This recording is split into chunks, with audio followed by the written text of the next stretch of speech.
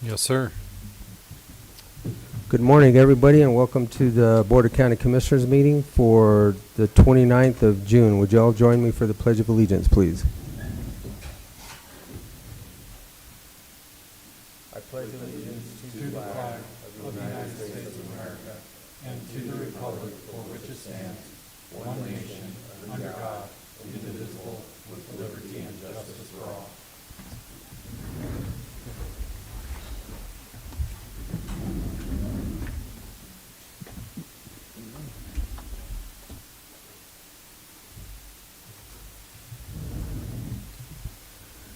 Okay, the first thing we have on our agenda this morning are the minutes. Gentlemen, have you had the opportunity to look them over? Do you have any additions, corrections? Well, they look good. I would make a motion that we approve the minutes from our workshop executive session from Monday, June 21st, and the regular minutes from Tuesday, June 22nd. Second. Okay, it's been moved and seconded to approve the minutes for June 21st and June 22nd of the Board of County Commissioners. All those in favor? Aye. Aye.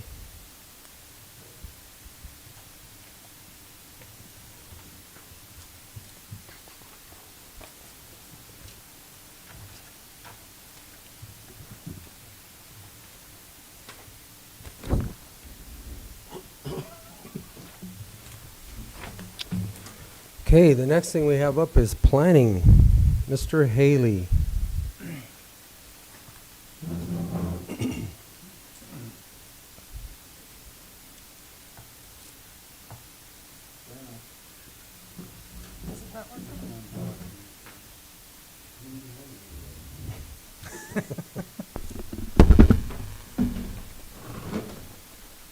Good morning. Good morning.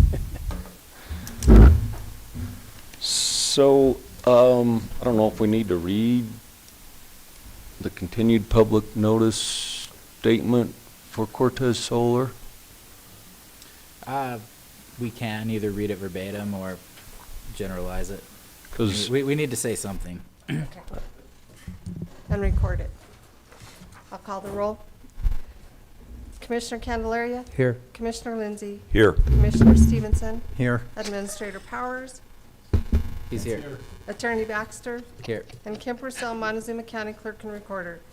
Notice is hereby given that the Montezuma County Board of County Commissioners will hold a public hearing for review and determination for regarding a proposed solar photovoltaic electricity generating project submitted by Shawn and Kathy Wells, Glen Wells Empire ElectricAssociation, and Keith Cole, agent. Cortez Solar 2 LLC on property located at 11501 Road 24, 11551 Road 24, and 23999 Road L.4, Cortez, Colorado. Consisting of 67.69 acres, 37.27 acres, and 36.9 acres, more or less. 11267 Road 24 consisting of 9.47, more or less, all located north of Road L, west of Highway 491, situated in Section 16, Township 36 North, Range 16 West, N.M.P.M. The hearing will be held Tuesday, June 15, 2021 at 9 a.m. Commissioners' Hearing Room, 109 West Main, Cortez, Colorado. Interested persons may attend and give input. Information may be obtained from the Planning Office online service at https://montezuma-co.smartgovcommunity.com, public home. You may also contact the Planning Department at 970-565-2801 with questions. Dated this 19th day of May, 2021, Kim Purcell, Clerk, Board of County Commissioners, Montezuma County, Colorado, published in the Journal on Wednesday, May 26, 2021. And this is a Thank you, Kim. continued hearing from June 15th. Correct. And Commissioner Lindsay recused himself for that, so I'm not going to say he has to leave the room, but don't address Commissioner Lindsay in here with questions if there's more public comment or anything like that. So he won't participate. Fair enough. So I got an update from Cortez Solar 2, agent for One Energy for the public hearing. They did meet with the affected neighbors last week, and I'll just paraphrase this. They discussed some concerns and tried to develop some possible mitigation items. The current solutions that are being considered are increased setbacks of the solar arrays from property lines, fencing, and vegetative screening. One Energies is going to work with a third-party developer that does computer-rendered images that will show different perspectives from the neighbors' properties. They'll be able to show the different types of screening, setbacks, and what those views and results would be. So they would like to request a continuance to July 27th in order to go ahead and complete those image renderings and then get back with the neighbors and see if they can come to an agreement. Okay, So they're requesting a continuance to be July 27th at 9 a.m. But that's just an update on what they're doing, what they've been working on, and where they've proceeded so far. so then I would move that we continue this hearing to July 27th at 9 o'clock. Does that still work? Yes. 2021. I'll second it. Okay, it has been moved and seconded to move this as a continuance to July 27th at 9 a.m. 2021. All those in favor? Aye. Aye. Okay, sir. You're going to make this easy today. Yeah, that cut down some time. And then we have, well, I've got a Mylar here for Mr. and Mrs. McGuire to be signed, but we've got a variance setback application request. Mark, you here? This is Marc Rosenbaum. He is the agent for Jerry and Susan Frye. Morning. Good morning. So it's kind of convoluted a little bit. Mark's the agent. The Fryes are subdividing. Mark is buying the subdivided properties. So he's both the agent and the non-opposition future property owner of the setback distance from the new property line for an existing barn. How do you come up with this? Right, it sounds a little like there's some conflicts there, but as long as the Fryes, I assume, are completely aware of this and have agreed to it, then it's fine. Yeah, because actually the Fryes are doing the setback variance request.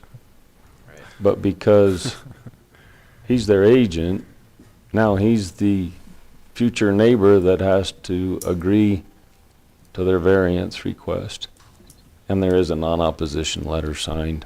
Who owns the property now? Fryes. You're okay. He's their agent, they're subdividing, he's gonna own it in the future as soon as he gets to you guys in the future. But it's getting surveyed, so this will help figure out what that setback is gonna be for whatever you guys approve. In the circle on the left there is an existing residence. And on the right is the existing barn. And there's just not enough room to split them and have both of them have 30-foot setback. So the house will have 30 foot to be compliant. The barn will have, I believe, a 10-foot. They're requesting a 10-foot setback as opposed to a 30-foot setback. So the new lot line is basically going to go on the road, Yeah, Shaq, I think that basically. preliminary drawings on there. It's just a driveway, Just a driveway. but it's going to be a lot line. Yeah. Yeah. And it's a boat down there.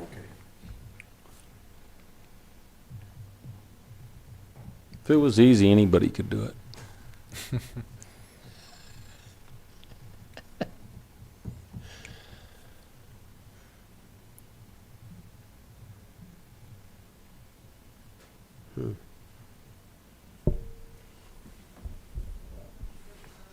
So the Fryes will keep the middle 3 point something acre parcel, and Mr. Rosenbaum is gonna purchase the rest. And either build on the 6.25 acres or sell it. You had whatever I missed. Oh, that's all correct.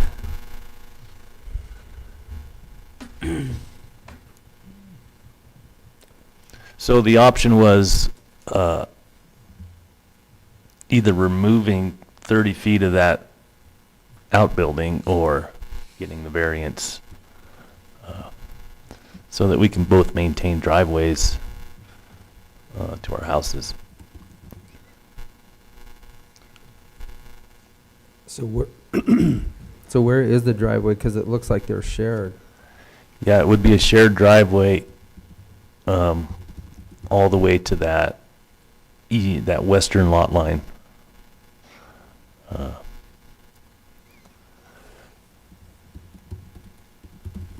You can see where the driveway splits. That would remain on the Frye's property all the way over to where that driveway intersects with the western boundary. So, okay, I got it. But my question now is, why are we doing a variance before we actually have a subdivision established? So, Well, we've got to get the survey done to come do the before subdivision. BOCC, and we don't know where to put the survey line. Depending on what's approved will determine on where that property line goes.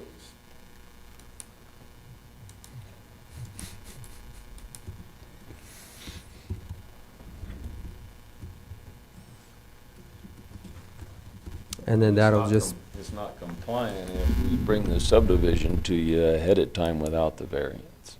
But gotcha. it's just for sake of getting the survey done right the first time and. so then there'll be an easement where that driveway accesses both properties? Is that? Correct. it'd be a shared driveway easement.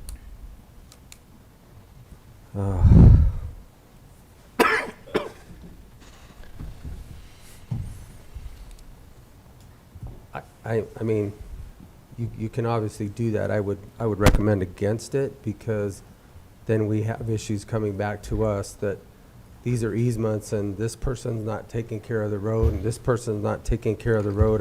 I really struggle with that when it's every property should have its own access, its own easements for all of the utilities, and then we don't come back, it doesn't come back later for somebody else, whether it's this commission or a future commission, to try and resolve. You guys We want to spend a talk lot of about time. P.2 loop? No, you just sit down there and be quiet. We've spent a lot of time with this exact type of situation. And I would really encourage you to separate them properly before you even go through that process, because we've got to get them cleaned up sooner than later. And again, this is one commissioner speaking, I have two others, but it's going to get convoluted down the road, whether you sell it, somebody else sells it, none of us are here forever, and it becomes a mess. We're dealing with that constantly right now, and it really needs to be cleaned up prior to moving forward with something like this. That's just my opinion. Commissioners, do you have anything else? It just needs to be specifically defined out. So, And with the maintenance agreement also, I realize that an easement is defined, but it's the maintenance and everything else that's coming along to it is what's specific. If it's on your property and you take care of it, there's nobody else that can be brought into the mix.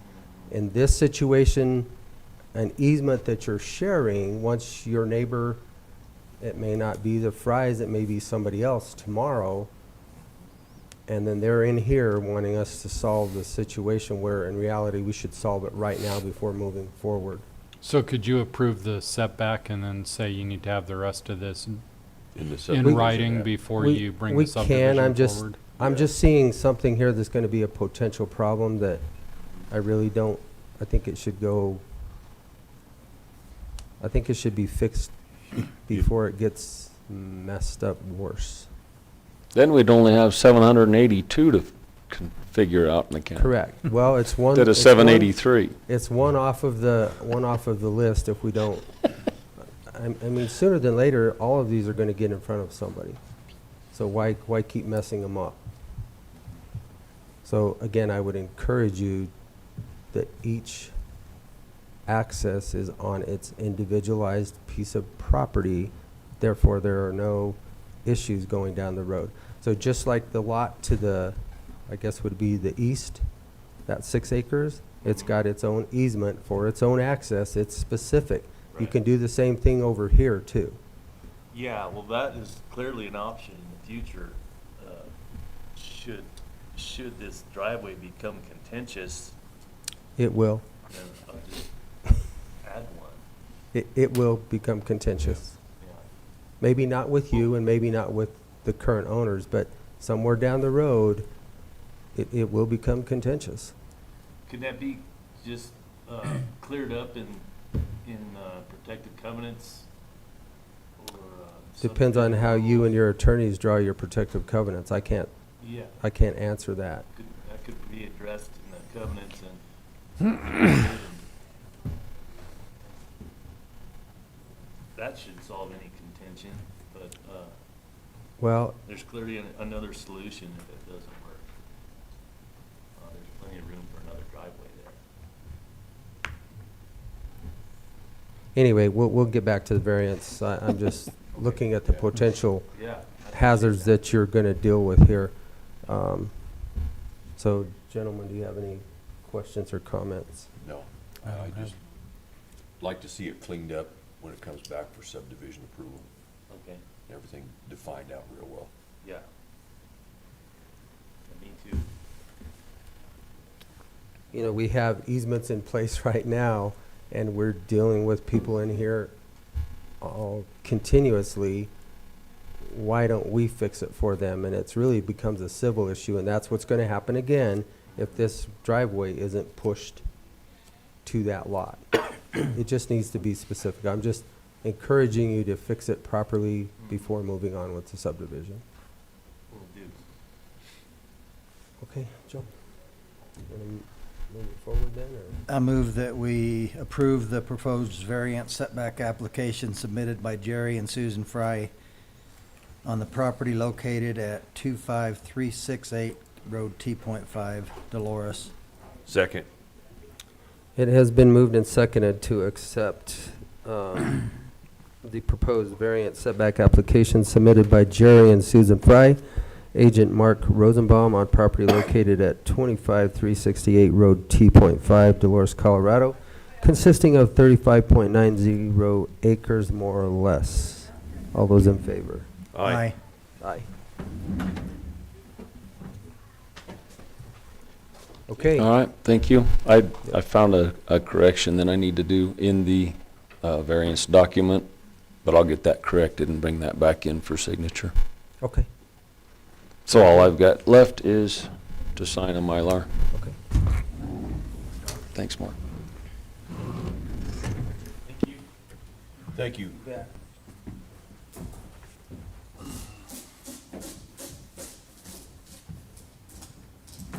We beginning to hate steps? No, I take steps every day. Stairs, I said, wrong term.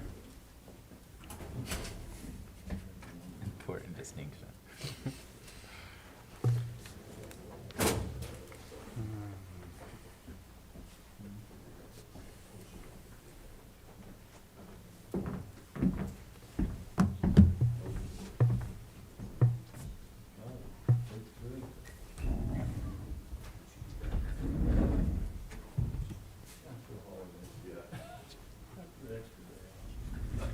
Good planning.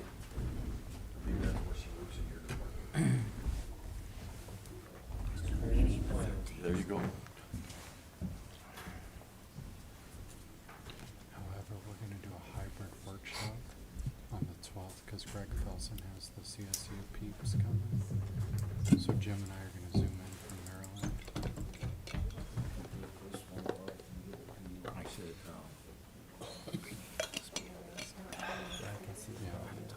Oh, yeah. I sent you guys all Neighbors that are a problem. MOU. Well, this is like, right now, they might be the best neighbors in the world, but somebody's gonna change something, or that one person's gonna sell, and then everybody's gonna But I be mean, mad. that MOU is for everybody. It's ancient. Yeah.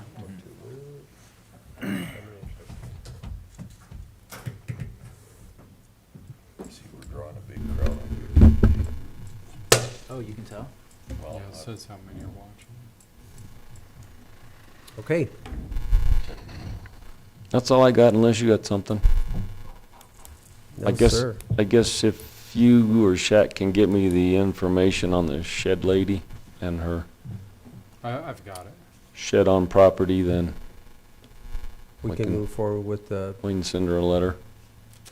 all I think you the- said she had an address, so. Don't shed too many tears. We'll get it taken care of. Okay, I won't. That's all I got. Thank you, Don. Thanks. Thank you. Appreciate it. Next, we have our public comment session. Board of County Commissioners welcomes you to this meeting. Persons speaking during public comment will be limited to 3 minutes, or depending on the number of people wishing to speak, it may be reduced to allow all members of the public the opportunity to address the board. When addressing the board, please state your name and address for the record. Prior to providing your comments, comments to individual supervisors or staff are not permitted, and participants may not yield their time to others. And with that, our public comment session is open. Linda, you're actually on the agenda. So Hi, that's next. you'll be next.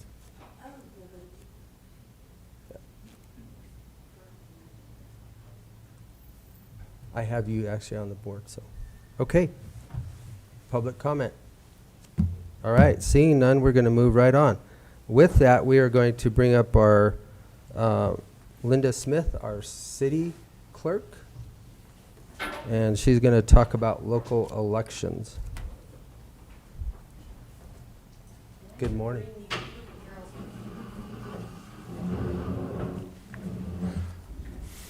I'm pretty sure Don turned that mic off. There you go. It's back on.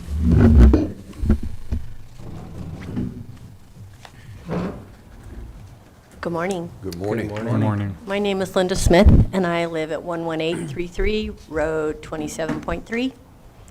And I just wanted to take this opportunity to come and speak about our wonderful relationship that we have created with the county clerks. And I wanted to thank the county for allowing them to help me during our elections. I couldn't do it without them. Miranda and Lynn and Kim are my right hand, and I thank them for their professionalism and their expertise. They do elections all the time. I do them a couple times a year, every 2 years, really. And we did a special election this year, and I just wanted to come and say how wonderful it is that we've created forms that are alike, that I now have a box at the city of Cortez, similar to the one they have, which Kim made happen through a grant. So I just wanted to come before you guys and just say how good it is that we can work together and the city and county can do this for our citizens. And I just wanted to thank them publicly in front of you. So I know Kim wanted to add a few things. I wanted to say our biggest piece that's coming before us next is the city now has to check signatures on our ballots, which we didn't have to do for a long time. And we just started doing that the last 2 years. It's very time consuming. I know they have judges that do that for them. So I just wanted to put that out there that I know Kim's trying to work on a solution for that to help all of us make that better. But I just wanted to tell you guys that I'm very lucky to have these girls. So. And we feel the same about her. She's pretty easy to work with. So what we did was we started with the city of Cortez, and we coordinated with her, and then pretty soon it developed into a situation where we coordinated with all 3 of the municipalities here in Montezuma County. So when we do their election in the spring, we actually create 3 different ballots, but we tabulate all 3 of those ballots. These 2 young ladies create those 3 ballots. they work very hard for the municipal elections. They plan the judges, they train the judges, they take care of all that good stuff with this. But what Linda and I wanted to express was how easy it was to create this coordination between the municipalities and us. We even actually were requested to do a presentation at a municipal clerks conference in Durango of how we created our coordination. I actually just kept going from what my previous clerk had done, because she and Linda had already done elections before. So we just want, like she said, we just wanted to come before you guys and show you how easy it was for us to thank these two ladies for what they did.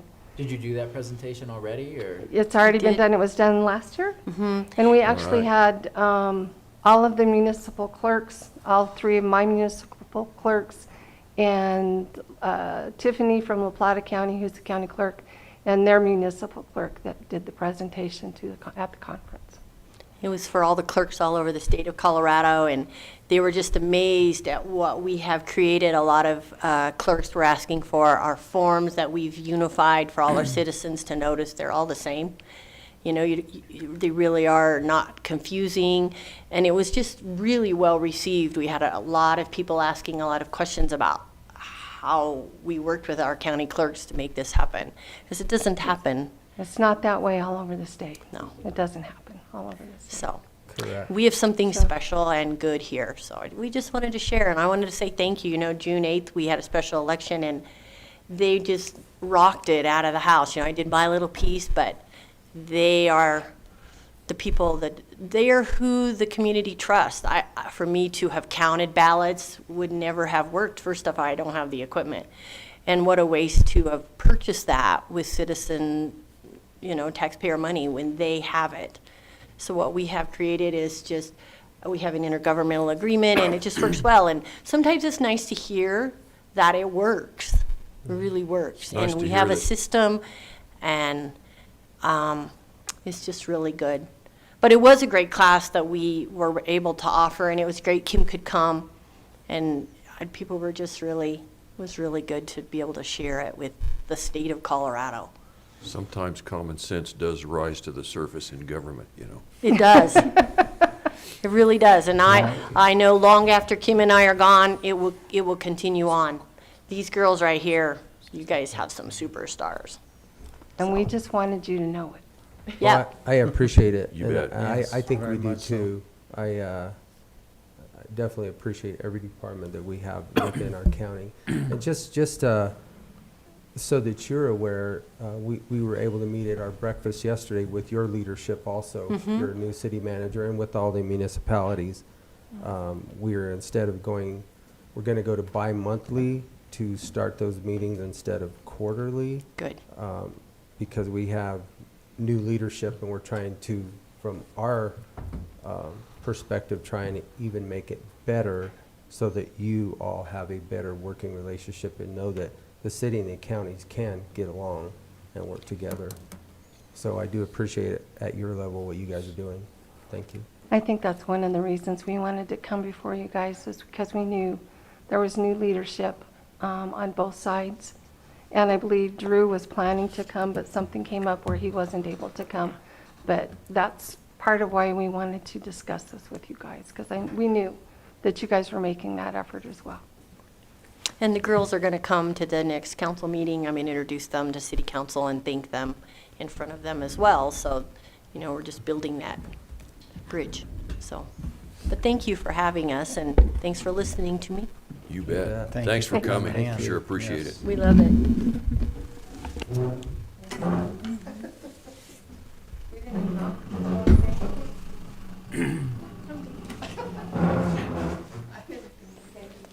Was that just Linda's motion? Thank you, guys. Both of those already?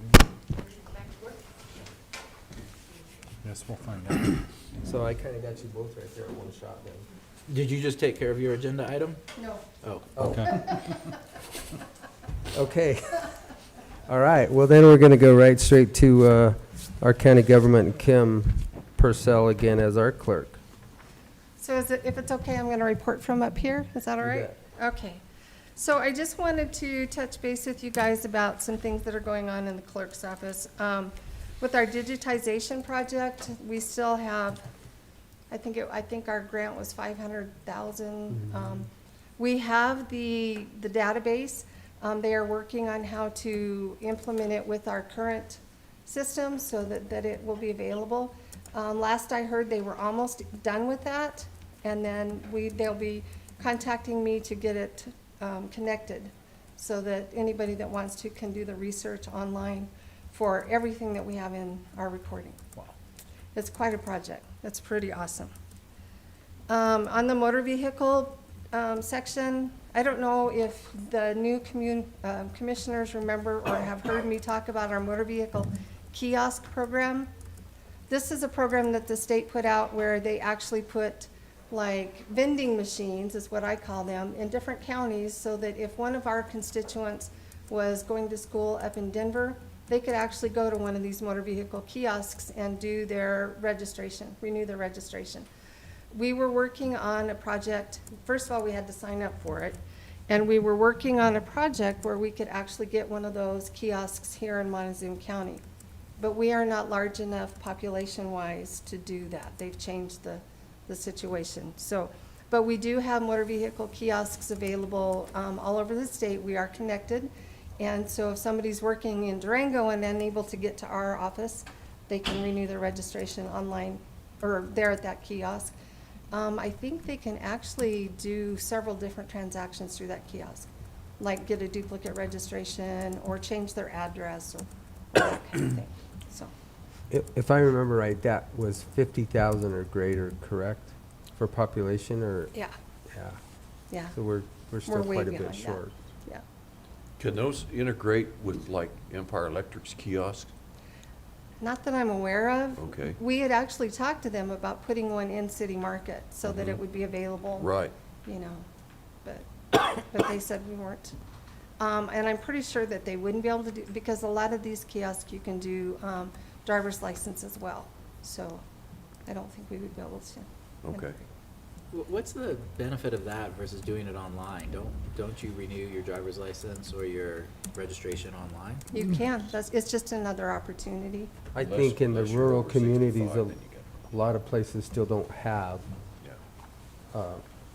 they don't have the availability Hence the to get kiosk. online. So they can, as they're shopping, they can do it. Just a convenience, I think. So the other thing I was going to talk to you guys about with elections, this is a coordinated election year, and I just wanted to kind of give you guys an overview of the coordinated elections. Basically, a coordinated election, if you're not aware, is when we have several entities that coordinate with us on election day in November. It could be, we will be having school districts, all three of the school districts will be coordinating with us for board members if they have any available. We also might have some like fire districts or something like that. So the voters need to be aware that they may not have the same ballot as their neighbor. It might be totally different ballots. The coordinated election still is required to go out to all registered voters, so we have to mail ballots to all registered voters for those. And I was trying to remember what else I wanted to tell you. That they are required to coordinate with us in November if they choose to do that. So they have to let us know that here pretty quick, whether they're going to do that or not. My mail ballot plan for that election is required to the state by this Friday. So I've sent you guys the email on the redistricting. I just received another one this morning. I haven't had a chance to look at it, but I sent that email telling you guys about that preliminary map. I think that's what I got again this morning, was a preliminary map. So it does not look like we're going to have any kind of congressional changes in Montezuma County, but we definitely will be working on precinct boundaries. Okay. There's been a lot of discussion about election audits throughout everybody's talking about election audits. There were 2 election audits done in the state of Colorado. One of them was done in El Paso County. They conducted a certified public, originally they did the logic and accuracy test, and then they also completed the certified risk limiting audit, but then they hired a company called Clear Audit to conduct an additional general election audit. The cost to the county was $45,000 to do that audit, and it passed all 3 of the audits with excellent reports. So there's a website, I was gonna send this to you guys, there's a website that I can send you where you can actually look at what the audit contained and the results of that audit. The other one was done in Elbert County. They actually did a hand count, audit hand count of 19,131 ballots. It was done by a bipartisan team of judges, and they found at the end of it that they were 99.98% accurate with the reports, and the errors that they had, or the errors that they found, were in the hand tally from the judges, not from the tabulation from the machines. One more thing I was going to talk to you guys about is the CCCA has future election recommendations. We've been working on that. We've been working on these audits that are being requested. We've been working on the reports from Mr. Lindell and his videos and that sort of thing. And these are some of the things that the CCA has decided that we're going to work on next year. We are looking for ballot images and cast vote records to be available at no cost to the public. Some of the things that that's going to include is, right now we have the risk limiting audit, which verifies our system count votes accurately, but they want the public to be able to verify that outcome on their own. Right now there's a pilot program being done in Pueblo and El Paso counties, but without the automated options, we would not be able to provide the records without a cost. That would be very expensive for us to do that. Signature verification audit process enhancements. So part of our election process is the signature verification. That's part of something that we've been working on for a long time to verify that when your ballot is counted, we make sure it's you that voted it. And so what they're talking about is creating some sort of a verification or some sort of an audit that we can verify that our process is accurate and that the signatures that are being adjudicated or reviewed, they're talking about doing a process where we can verify that those judges are paying attention to what they're supposed to be paying attention and that they're accurate with what the decisions that they're making, so that we can review and make sure what they're doing is consistent throughout the state. So it'll be like a statute process, just like the risk limiting audit is. Okay. I've talked to you guys about voter list maintenances in the past, but they're also talking about an audit for that where we audit the state on what they're providing us, and they audit the counties for what they're doing. So some sort of an audit where everybody checks on everybody else to make sure it's done right. And then the last thing that they're working on is ensuring proper funding of elections. As you guys well know, oftentimes we're mandated to do something and then we don't have any funds to take care of that. So they're working on some sort of prioritization that if they're going to make us do something, they're going to fund us for it. Currently, whenever we do an election and we get reimbursement from the state, it's 70 cents per voter. But the average cost of an election is anywhere from $1 to $2 per ballot. So, per voter. Sounds like the DOC.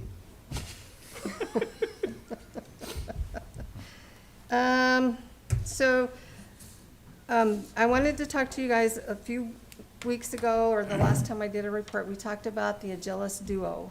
And that's a machine that's going to help us with the signature process that Linda was talking about. Currently, when we do that, it takes our judges probably as much time the majority of the time is spent on the signature verification process. I bet Miranda's out there going like this. Yeah. Shaking her head. It takes them a long time. This machine will actually speed that part up, and after the election, we actually scan every single ballot into the voter's record. And this process will let us, and then once it's scanned into there, we have to go in there and verify or update the signature so that it's ready for the next one. This machine will process all of that in one fell swoop. Currently, it takes them like 5 or 6 months to do a general So is that like a election. fingerprint machine where it has to identify X amount of, It would, on your signature? you would or- still have human signature verification. You would still have a judge that does this, the human signature verification part of it. But currently, we have like 3 or 4 sets of 2 judges that have to do that. Or all of our election judges have to do this. This would take 1 judge, 1 machine, and then it just shoots these. And they're literally doing, at this point, they're taking the ballot and the envelope and looking at it and looking at the image on the screen and using their guidance to verify whether that's the correct signature. So it's gonna save a lot of time if we do that. I have been, with our new procurement process, I've been looking for a couple of companies that would be able to do this, but with our equipment at this time, there's only one that reads, that combines together. But I'm still looking, so I'll see I'll let you guys know what I find in that. And that's all I have. Thank you. Sorry. The way I sign my signature is a daily occurrence, so I'm gonna be kicking it out. One more thing, sorry.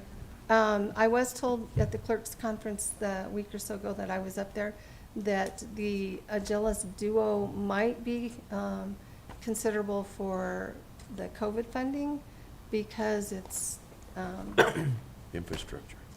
well, and it's It eliminates. provides distancing, so Right. humans don't have to Thank be you. together. I couldn't think of the So word. would that be out of the CVRF or the ARP?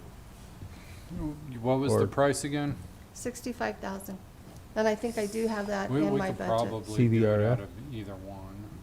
I think we have a line item in our budget for that we discussed last year, but, okay. I just wanted to let you guys know that it might be possible to do that. Okay.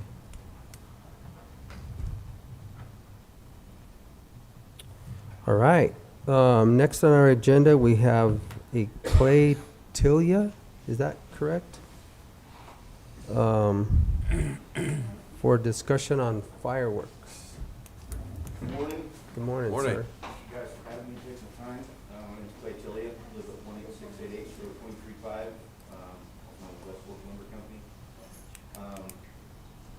I'm asking for permission instead of forgiveness kind of thing this morning. I have concerns of fires just about more than anybody else have a sawmill. But everybody's known 4th of July is our day to celebrate our freedoms. And regardless, people are gonna light their fireworks. So I'm coming to ask if we could designate an area safe for the public to go to light off their fireworks, such as the fairgrounds. Talked to Jeremy out there, I talked to Gene at the racetrack, which he has already had 2 clear areas for his previous fireworks. I talked to Dave Balfour for a little bit last week, about having a fire truck on standby. But just something for the community, not only to protect locals, but allow them to go have a place to celebrate their freedoms. So my proposal would be if we could do it at the fairgrounds or the racetrack, let the public go, get off their private fireworks.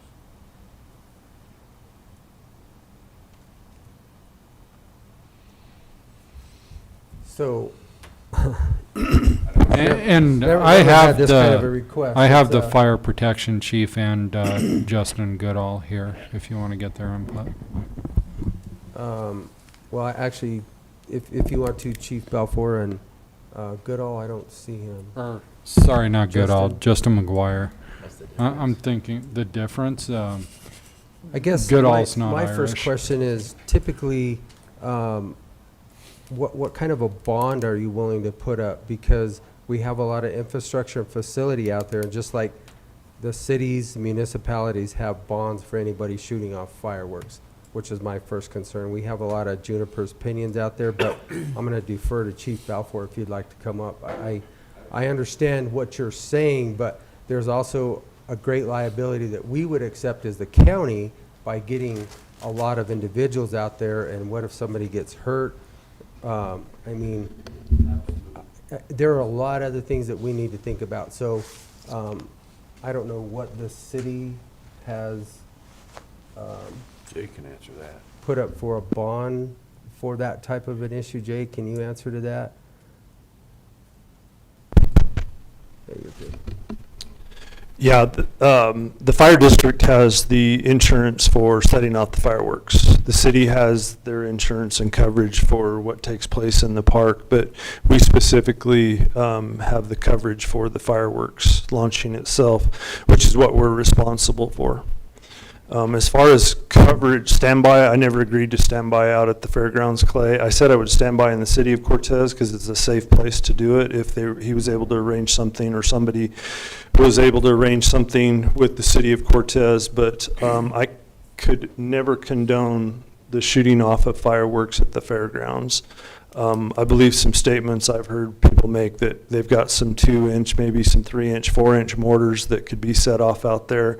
And I think that any prudent person would understand that a gust of wind could blow that off course and it lands in the pinyon juniper, and then we're the ones responsible for putting out the fire along with our state partners and federal BLM and Forest Service partners.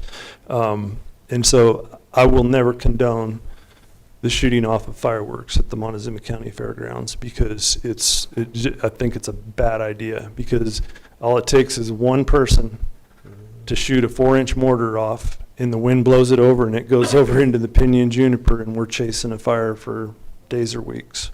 Which is really my concern also, Clay.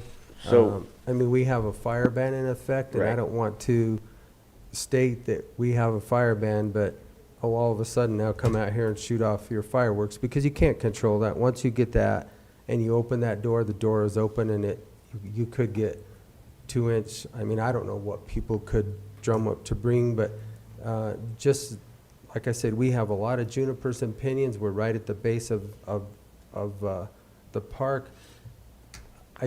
I would agree with Chief Balfour. From this commissioner's standpoint, I think it's a very bad idea. So Colorado has laws on aerials. I'm not talking about sending mortars off in And aerials. who's gonna We control cannot them? do that in Colorado, but I'm talking, if somebody wants to go let their kids run around with a sparkler, our fire ban permits us from allowing to do that. Or, anything on the ground. We don't have a designated area, so personally, I think if we could designate a small area like that we could control, versus having the whole county run around with snakes and sparklers and Husker do's and Husker don'ts or whatever, lighting their fields on fire, it seems like it'd be more easier to control in one place than have the whole county doing it.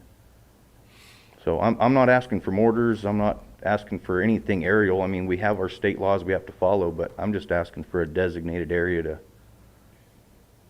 to allow the public to go celebrate their day of freedom. Sure. I mean- And I understand that, and I appreciate your ask. I'm just saying, from my standpoint and my concern, I definitely agree from the fire side of things. I understand. That it's not, specifically at this drought conditions that we're in, it would not be advisable or prudent for us to even consider it at this point in time. But again, I'm one commissioner, and I'll let the other two commissioners speak for what they feel. Clay, there's nobody likes setting off fireworks more than I do.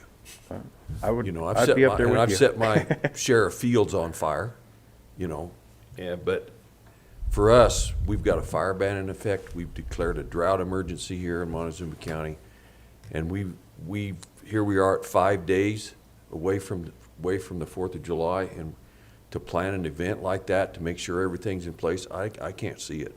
I really can't. And I've chased my share of wildland fires with the fire department, and I know that anybody wants to set fireworks off, they find them. They're going to set them off wherever they want to. They're not going to go to a specified place or anywhere else. They're going to do it.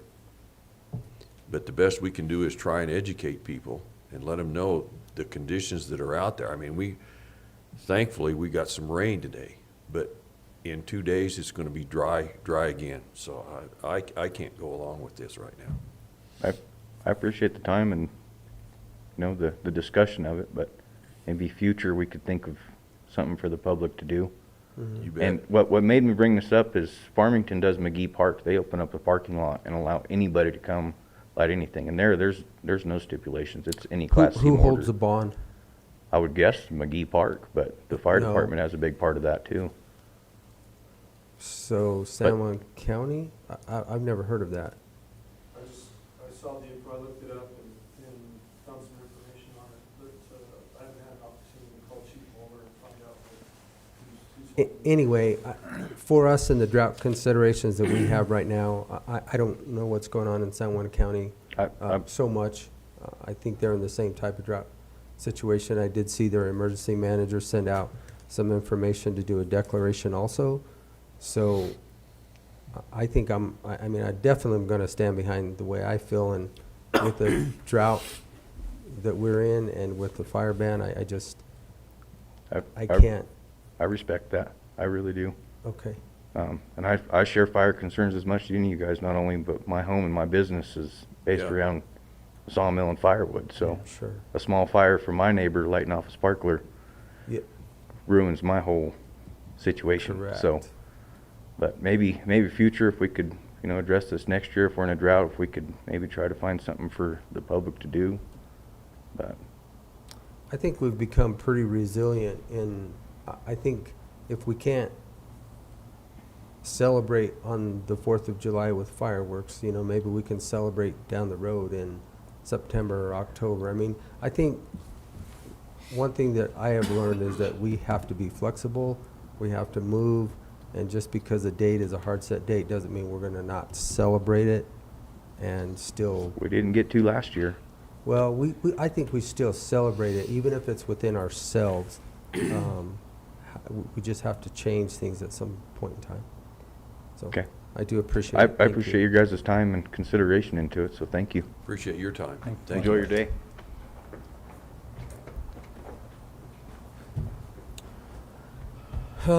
Southwest Memorial Hospital. I text them, let them know we're ahead of schedule, because when I first put them on the agenda, we were gonna have the solar farm, so they're on their way, but we can move through the other Okay. stuff. Well, we're gonna go on then. We have a HVAC. For the The bid for landfill, the and I have landfill. For the both landfill. of those bids in your packet, Kim. That's your name. Two.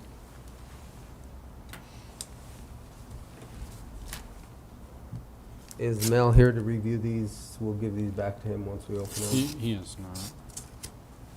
Are you in a position to be able to do that well, or should we make Mel do it? I'll look at them. If they come in a tie, I'll make Mel choose.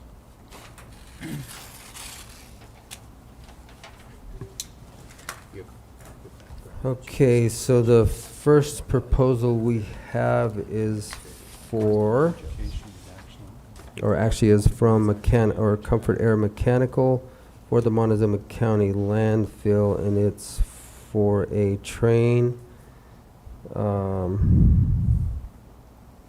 furnace and a train AC unit in the amount of $13,740. And then we have from Bishop Brothers Climate Control.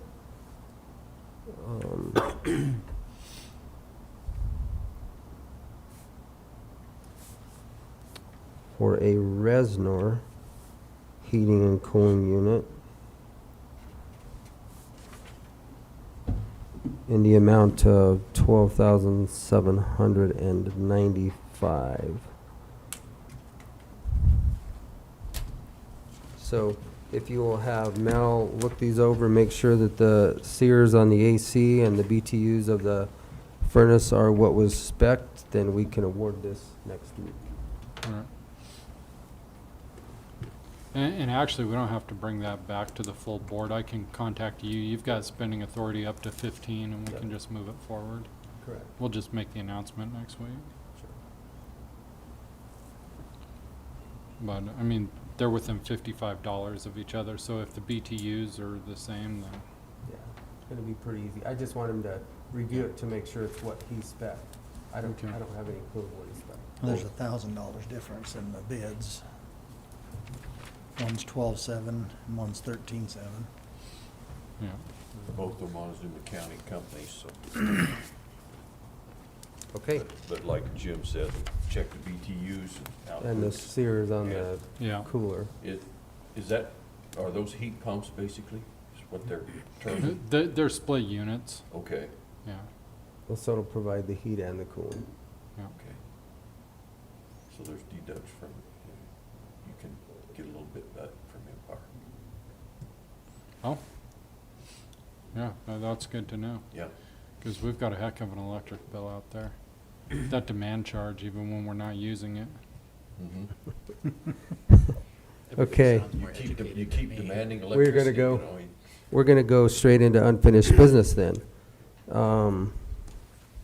First of all, gentlemen, after our conversation last week, we had a presentation from Magellan Strategies, a public opinion survey. We had talked about it. We had talked about it a little bit in our reports last week. So we had 3 different options. What is the pleasure of the board? Do we want to move forward with this opinion survey? And if we do, what level? We had 3 different levels that we could choose from. I believe we need to move forward with it. I do too. And don't know my what level. suggestion would be to go with the hybrid and then see how many questions we come up with. The hybrid had 25 questions, right? Well, the hybrid was a mixture of, The MMS. yeah, the texting and phone calls. The there were 3 different levels of questions, but they said that would be based on conversations we had and what we wanted to include or not, where the questioning come in. So we'll just see where that lands. Okay. So, would one of you want to move that forward then, actually we can make a decision today? Yeah, I move, we move forward with Magellan Strategies to do a survey for Montezuma County. I'll second it. Okay, it's been moved and seconded to move forward with Magellan Strategies public opinion surveys Questions. for Montezuma County, and the options of 1, 2, or 3 will have to be decided on. And all those in favor? Aye. Aye. Aye.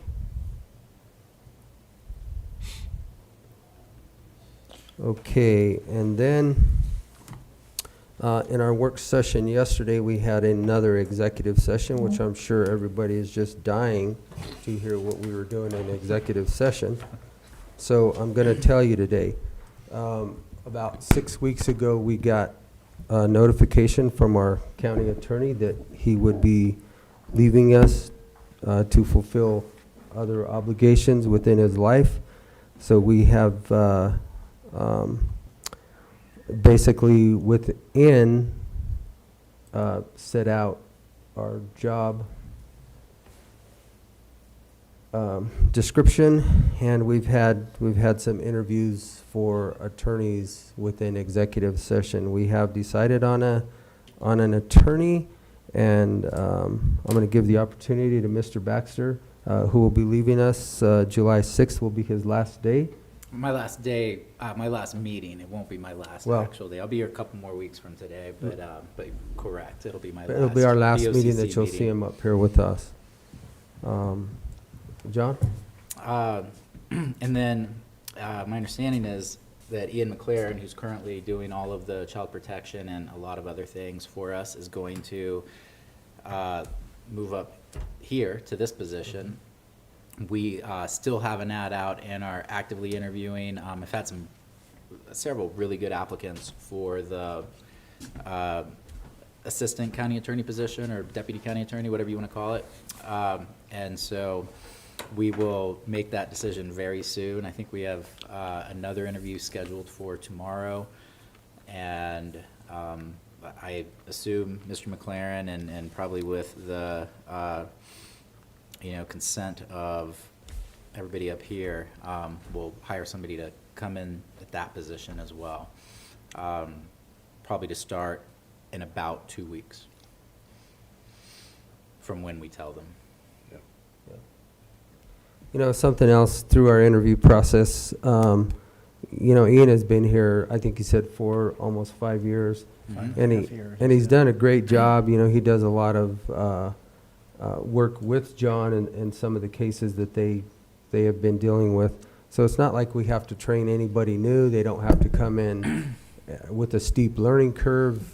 He's just going from the child protective into some of what he's already been helping with anyway. So it seems like a good fit. He's a local guy. He wants to stay here, which, you know, some of the conversations that we've had are we're tired of being training grounds for everywhere else. So I think we've made a good choice. Ian McLaren will be moving up when John leaves, but again, I just wanted to make everybody aware of the executive sessions we've been having in our work sessions, and we've been having to deal with personnel matters. So, John, I want to thank you for your time here. Thank you. I appreciate it. I know I've only had I'll say goodbye next time. a couple years, but publicly, thank you for your services, and I wish you all the best. Thank you. I've really appreciated the opportunity, and definitely feel honored.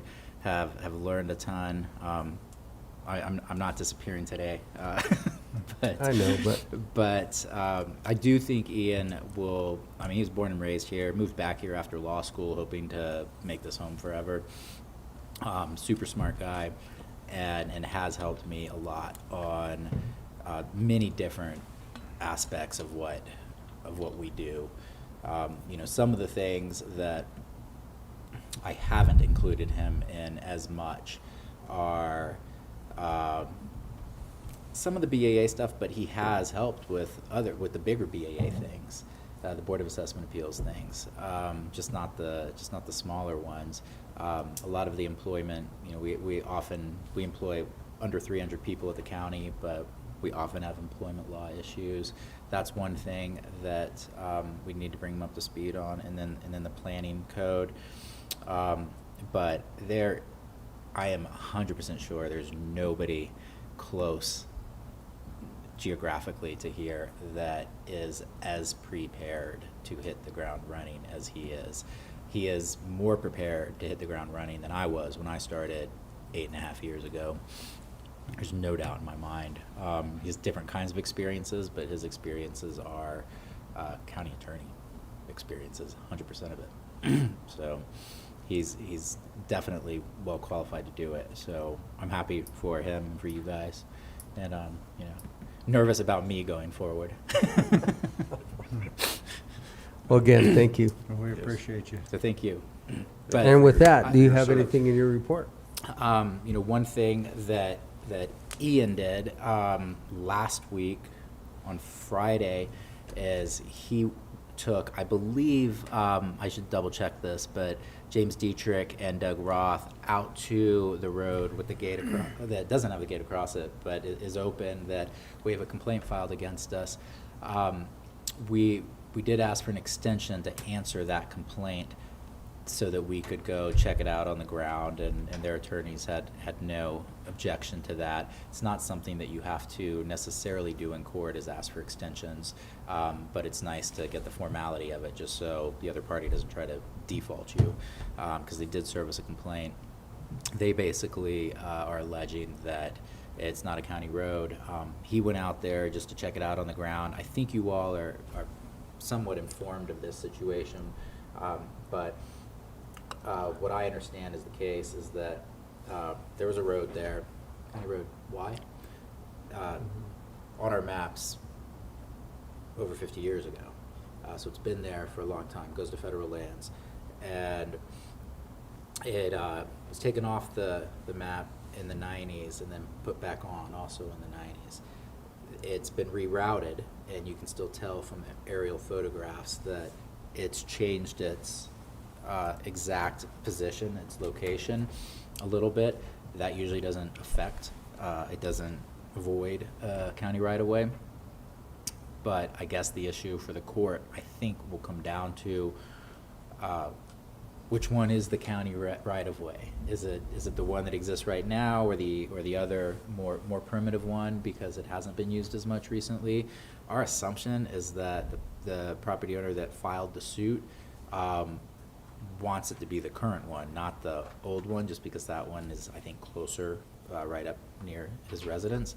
I don't know whether or not the attorneys that filed the suit were privy to that information or not, or what their motivation is.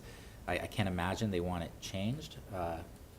So I think that's what the court will decide. It's a it's a declaratory judgment action, which is just for the judge to say, hey, this is who has what rights on this road. I'm pretty confident it's county road, and it'll stay that way, but we'll see how all that plays out in court. There also something I wanted to, I will forward it to you guys. I don't think I did yet. It's possible I forwarded it to Commissioner Candelaria, but the Mancos gravel pit. Commissioner Candelaria and I and Shaq met with Mancos, I'm going to say a couple months ago, loosely speaking, and the Mancos attorney emailed me yesterday. I want to forward you all just the draft that was sent, and I already forwarded that to Rob Engelhardt, the road superintendent, to start my conversation with him as far as what kind of tweaks, edits, whatever should we make to this. I'll forward it to you guys too, in case you want to look at it, because ultimately you all are going to decide what's in it and what you're going to agree to, not Rob or the attorney. So I'll forward that to you guys right now if you want to look at it. There's no, we're not under any time limitations or anything like that, but his email yesterday did, I think, stress the importance of timeliness. He wants to keep this moving, and we've known that. I think that Mancos has contacted us a number of times about this. So I think that's all I have to report. We actually did identify a few, and I think I gave Joel the last diagrams that Rob and I had sat down and kind of identified on a tract that equaled 10 acres kind of on the southeast corner. So this draft doesn't have like maps as exhibits, but that's definitely something we would attach to it. And this is the Mancos attorney's draft. We can make suggested edits to it and change it. They just wanted to get the ball rolling. So I think we've all looked at those maps, and Rob obviously said, we could give this back also. And then I think theirs was the time frame of, when is it going to come back? And they talked about the 15 years or 10 years or whatever. But we'll look at it, read it, and then we'll move forward with that. So thank you, John. James, I don't think is here, right? His email said that he's gone. He is, out in another meeting. However, he did want to get this Yellow Jacket Flowdine letter sent. And so normally he would explain the letter. On his behalf, I'm just going to read it. Dear Mr. O'Neill, the Montezuma County Board of County Commissioners accepts your offer to participate as an invited signatory in the 36 CFR 800.6C2 development of an alternative Section 106 agreement for the proposed undertaking. This process is critical to our community. We sincerely appreciate your willingness to include Montezuma County and our assigned representatives. We will do our best to participate in the National Historic Preservation Act programmatic agreement process in a meaningful and respectful manner to resolve any potential adverse effects resulting from the proposed undertaking. Montezuma County places a high value on the protection of cultural and historic properties. We also place a high value on historical and traditional uses, which we believe integrate and, in fact, complement the greater historical context of our landscape. Our goal is to see that both retain a high level of integrity. We believe in a sustainable balance between cultural property preservation and historic cultural uses.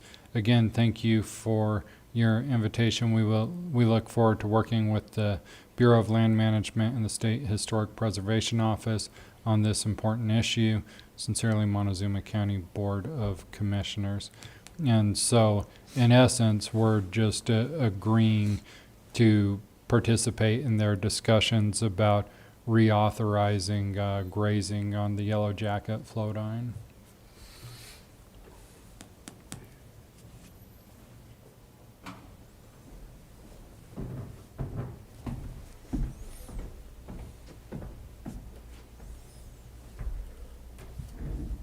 I'm not rereading it, so when y'all Any can make discussion on motions. it?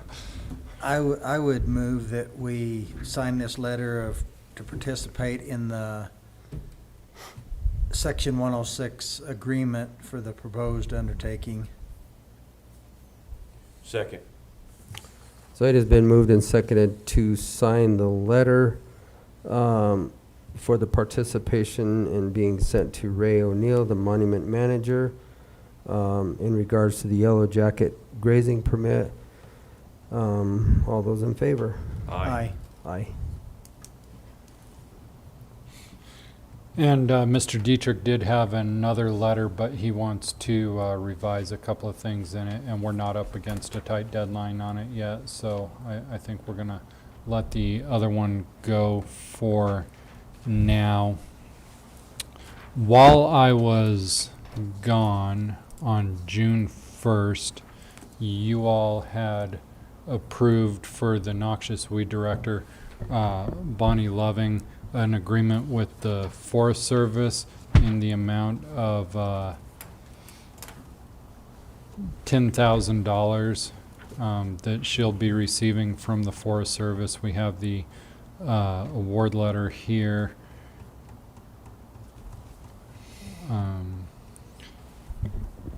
She would like to take the $10,000 and get the herbicide purchased.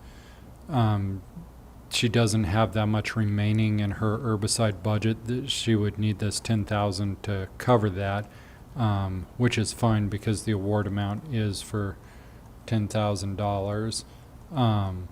Normally, I would present a budget amendment for you all to do that with.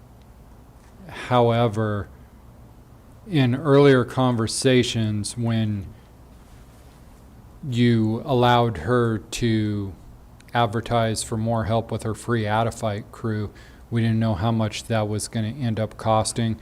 We agreed to do a budget amendment at the end of the year for that because we'll have to do a transfer order from general fund to cover those. And I guess my question to the commissioners is, do you want to do two separate budget amendments, or do you want to amend it all at one time at the end of the year? She's obviously do got it. the money to do this, but I just need to give her the permission to spend it without amending the budget first. I think we can do it at one time. I'm not, Okay. Yeah, I think so. it's public, we know what we're spending. Okay. And this actually comes in from the Forest Service relatively quickly anyway. Right. It's just a And reimbursement. okay, so I'll just let her know. Go ahead and order the herbicide, and we'll just do one budget amendment at the end of the year, rather than doing continually throughout the year. And then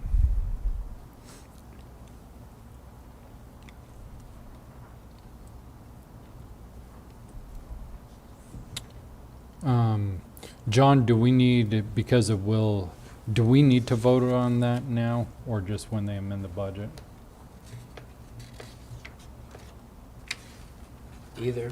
I don't think it hurts to vote on it now. Okay. Okay. Move we allow Montezuma County Weed Department to purchase the herbicide as under the contract with San Juan National Forest. And I'll second it. Okay, so it's been moved and seconded to allow our weed department to purchase the herbicide, and then the funds will be paid for through the funds being accepted through the USDA Forest Service, San Juan National Forest, Dolores Ranger District. All those in favor? Aye. Aye. Okay. Okay.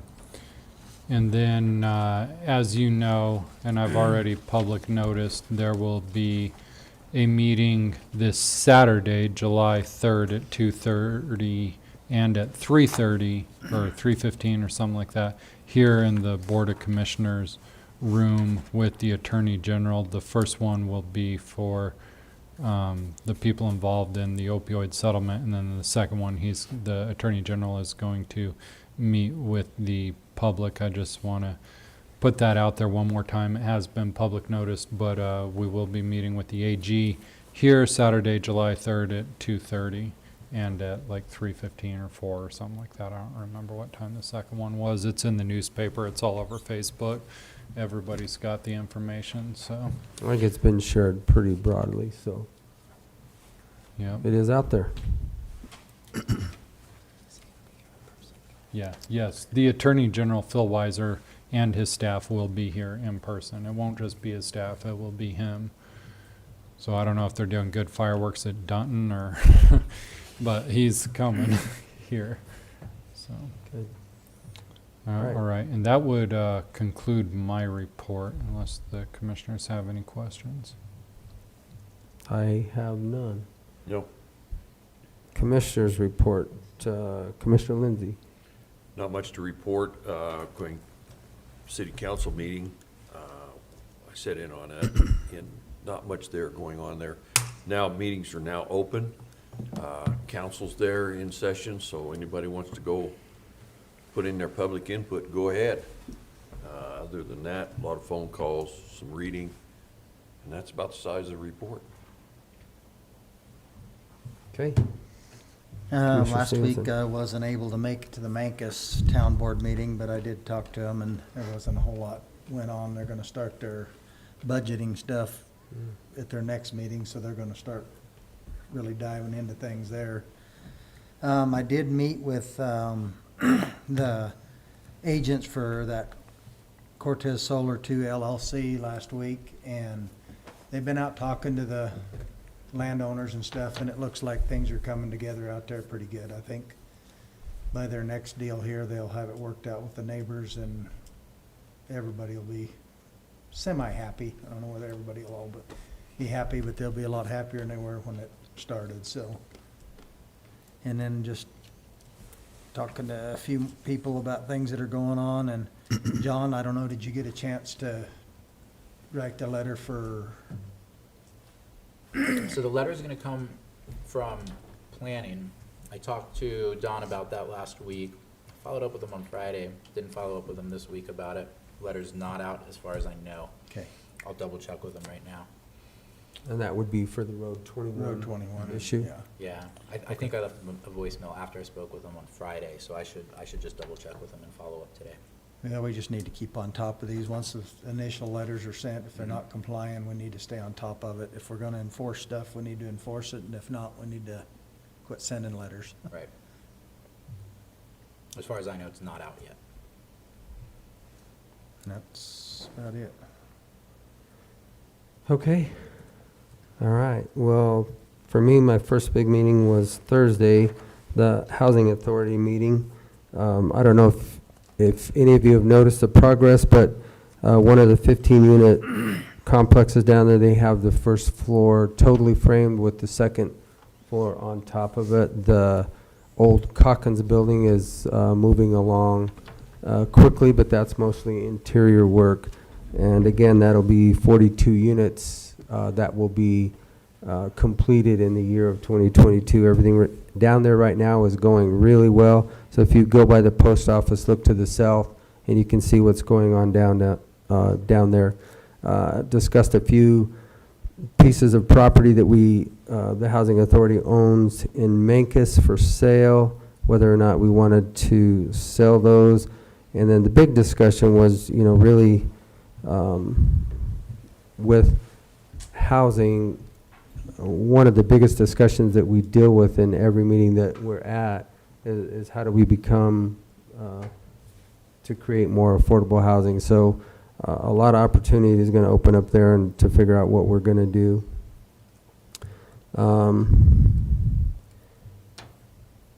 Actually, our work session yesterday, we kind of briefed you a little bit about that with our attorney in our executive sessions. We had another presentation from Alex Graff, who was asking for more money to do continue more work that he has to do in the county as far as fire mitigation throughout the county. And something that we asked was to be able to look at their financials to see what they're really doing. But just on, just to let everybody know that we are in a drought, and taking care of your own properties is still really your responsibility. And we want the education to be out there, but a lot of that education is online that you can get. and it's accessible, it's available. So with the droughts that we are in, please look it up and do everything that you can to mitigate your own property before we have any wildfires that we have to deal with or take care of. So we also had a conversation for the Local Emergency Planning Commission, the LEPC. Mr. Spratling gave us, there's a regional LEPC that functions around here, but he is looking, along with the assistance of Tim Gablehouse, to try and create our own LEPC within Montezuma County. And that's basically planning for any type of disaster, whether it be fire, flood, coronavirus, whatever you can think of. They try to do a all hazards type of planning, and that was kind of our work session yesterday. Went to the Dolores Town Hall meeting last night. It was their first meeting that they had open to the public, and they have their new YouTube line set up, and it seemed to go pretty well. A few hiccups that they're going to have to work out, but two applicants came forward, High Country Relief and ZumaCam,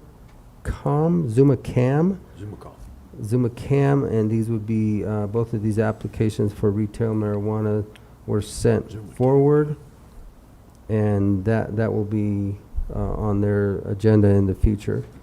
Chris Majors did go over their audit with them, and he will submit that to DOLA, so the town of Dolores will have their audit completed and submitted to DOLA, which is pretty good news.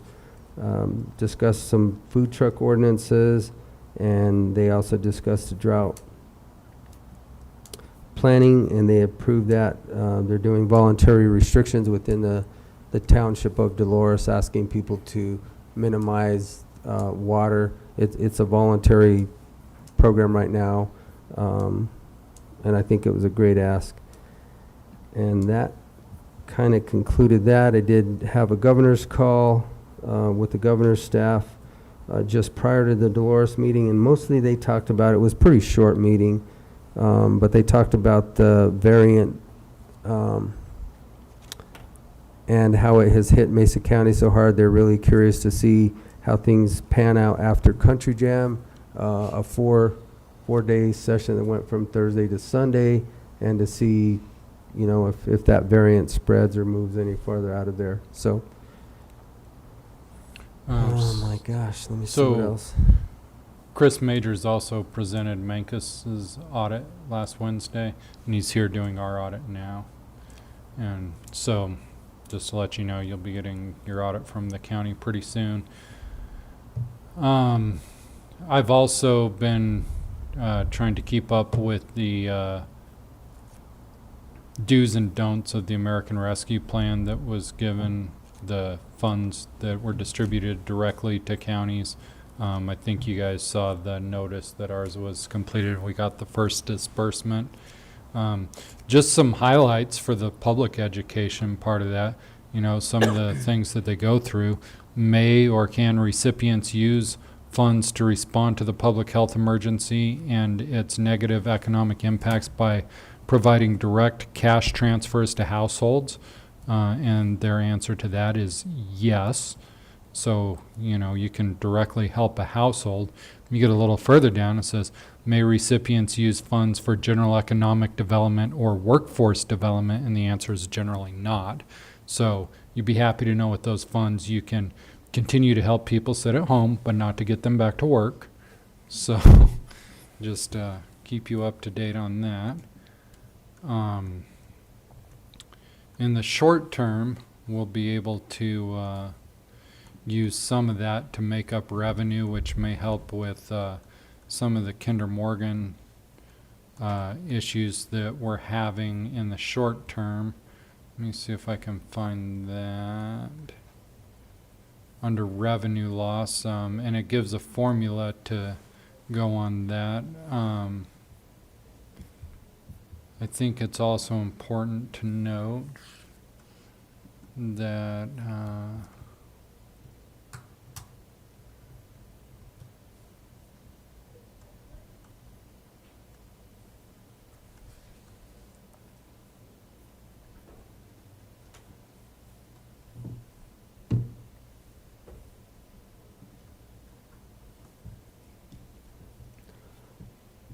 while you're scrolling through their shack, something else that Mr. Powers and I did at CCI were attend some of these ARP funding discussions, which as we go to NACO in the next couple weeks, this will be probably a biggest part of that conversation out there is how do we get these things and stay within the guidelines of these documents. So they're somewhat clear, but I think the more education that we have, the safer we're going to be with getting these distributed to where they need to go and work for us the best they can. Yeah, I think that's going to be one of the biggest benefits of NACO this year is because, I mean, the frequently asked questions portion is over 40 pages now. So I think that tells you a little bit about how complicated this is. Oh, this is the part that I thought you guys would be especially thrilled over, that tribal governments may include all revenue from tribal enterprises and gaming operations in the definition of general revenue. So your federal tax dollars will be used to offset gambling losses. So just trying to keep it upbeat for everybody. Okay. Anything else? We'll take a 5-minute. I have one quick, recess. or a couple of quick things to go off of what you said about fire and personal responsibility. Next month, the 4th of July, marks the 45th anniversary of the Hartman Draw Fire, which was a pretty good sized fire. So just be diligent in what you're doing with fire and how you're using it. That was a result of some kids cooking hot dogs in the bottom of the canyon. So. Also, I was reminded at a recent trip to the grocery store that this year marks the 30th anniversary of the American with Disabilities Act. So be cognizant out there of people, especially parking in handicapped zones that are not handicapped. A lot of times they're not getting a ticket, and I promised a nice lady that I would bring this up because she's been frustrated more than once. She's wheelchair bound and needs to have those spaces available. So if you're out there, don't park in those zones unless you really, really have a placard on or you really, really need it. And then don't deliver somebody to the store and stay parked there. Move your car off and then pick them up later. I think that's great advice. I have a handicap placard, not for me. But one thing I want to warn people of, in my situation, it's not that big of a problem, but sometimes you can't tell what the disability is. Right. So don't just assume or get upset. I think it's just good advice. Don't use the handicap spots unless you need to use the handicap spots. But also, it's sometimes, I think, dangerous to assume that a person does not have a disability because you don't recognize it when they're parking there. For me, I don't run into the problem of people not recognizing it. All right. Well, we'll take a 5 or 10 minute recess. And I did get a Southwest gets text. They've left the hospital. They are on their way. So Okay. I think a 5-minute break right. would be appropriate. 5-minute break. I'm going to leave YouTube streaming unless you want me to silence it during the break.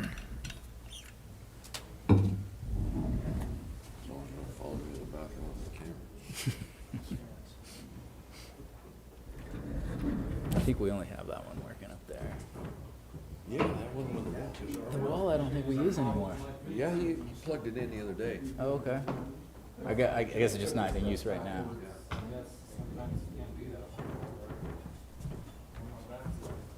Yeah, I see people parking in those handicap spots, but you never want to ask.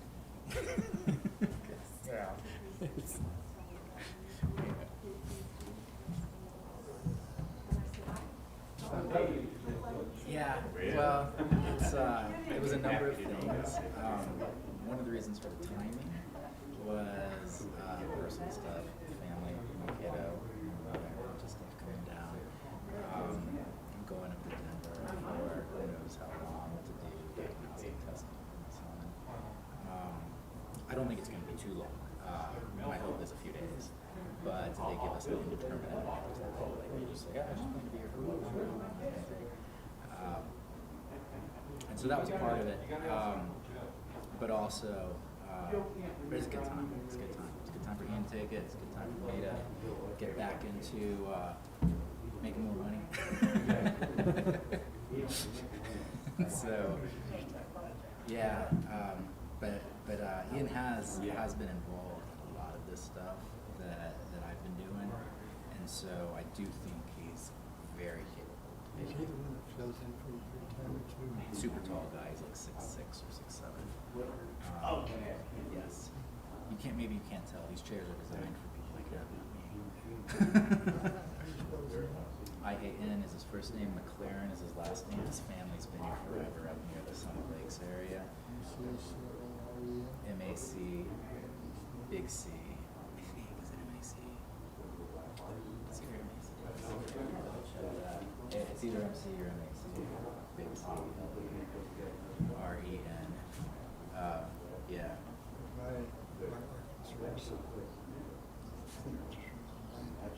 Right. Right. So, he's probably not super familiar with, not necessarily your concerns like the land use code stuff as much, because I haven't heard about those things, but the road stuff, he's super up to speed on, like rights of ways and things like that, which would not be the case, right now. They just got filed. And there's also, another contentious road that maybe will get filed on. They can't run that 2% declaration or resolution. So he's definitely up to speed on that.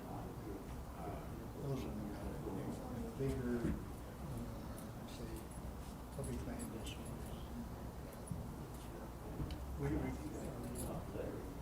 I think your little group is important, and I think we're making important moves down here.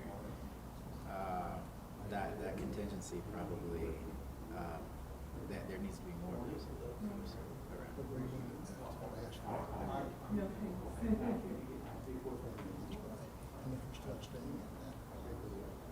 In what? Anyway, those two little booklets. Yeah. Yep. I read that. I like it. Those are coordinated in the bill, those are ready for land council, which is working with the state of Utah. We're asking the feds just continue coming to us closer. And that's the reason why I put those. I thought he was in Arizona. He's in Utah.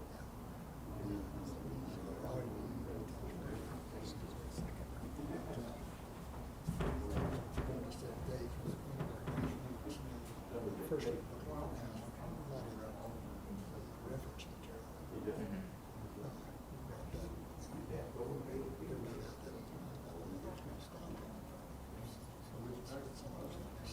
Teachers. Believe that they're going to probably do printing. If any of you are associated or connected with I know too, but yeah, I will.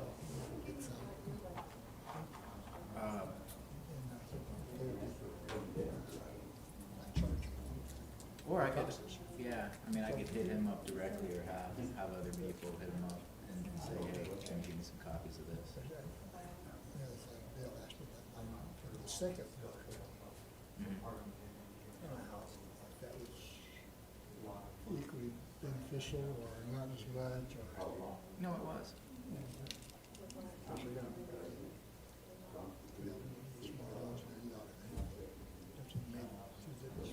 Specific purpose. Right.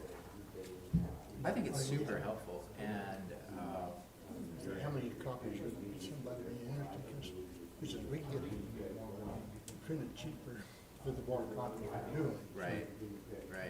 Yeah, I don't know how many copies to ask for, how many I could dole out on people, or who'd be interested in reading them. And it's not. I think it's a good. Basically, it's a good resource source. It's a good reference tool.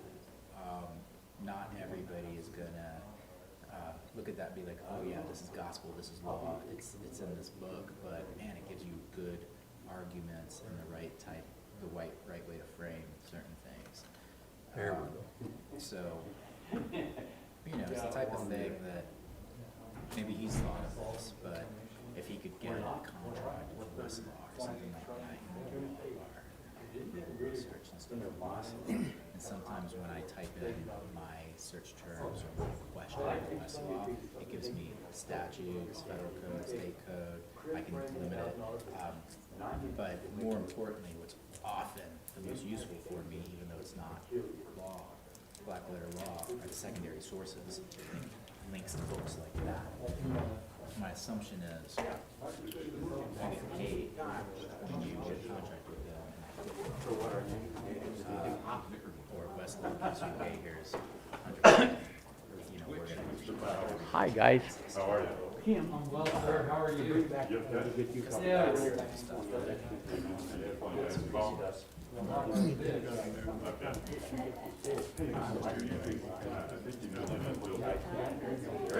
How are you, sir? Good to see you. It's great to see you. Doing great? Good. How are you, Rick? Good to see you, sir. Doing great. That's what I want to know. Yeah, I mean, in those specialized, but we're talking about superficial stuff, so yeah, it's definitely, I think it's good.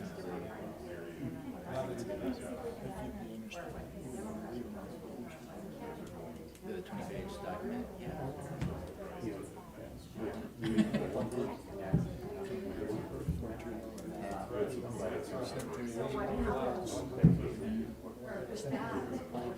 Right. Is it stuff that you're interested in? I mean, is it stuff that looks applicable, like germane to?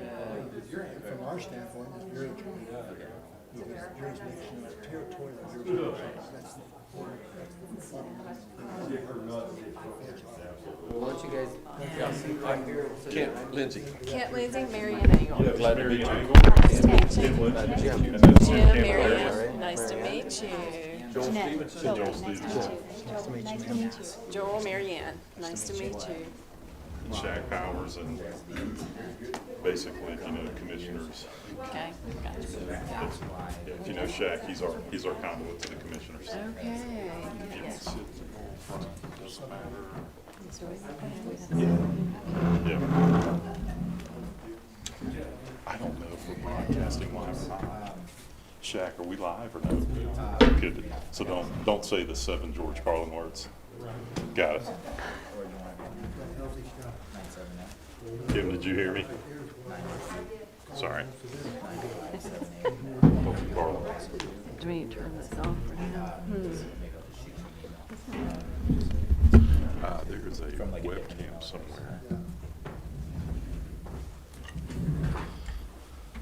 Okay, we are back, and we are going to go now to Southwest Memorial Hospital. And Rick, I'm going to let you introduce your new associates with you. Yeah, hey, thank you, Commissioner.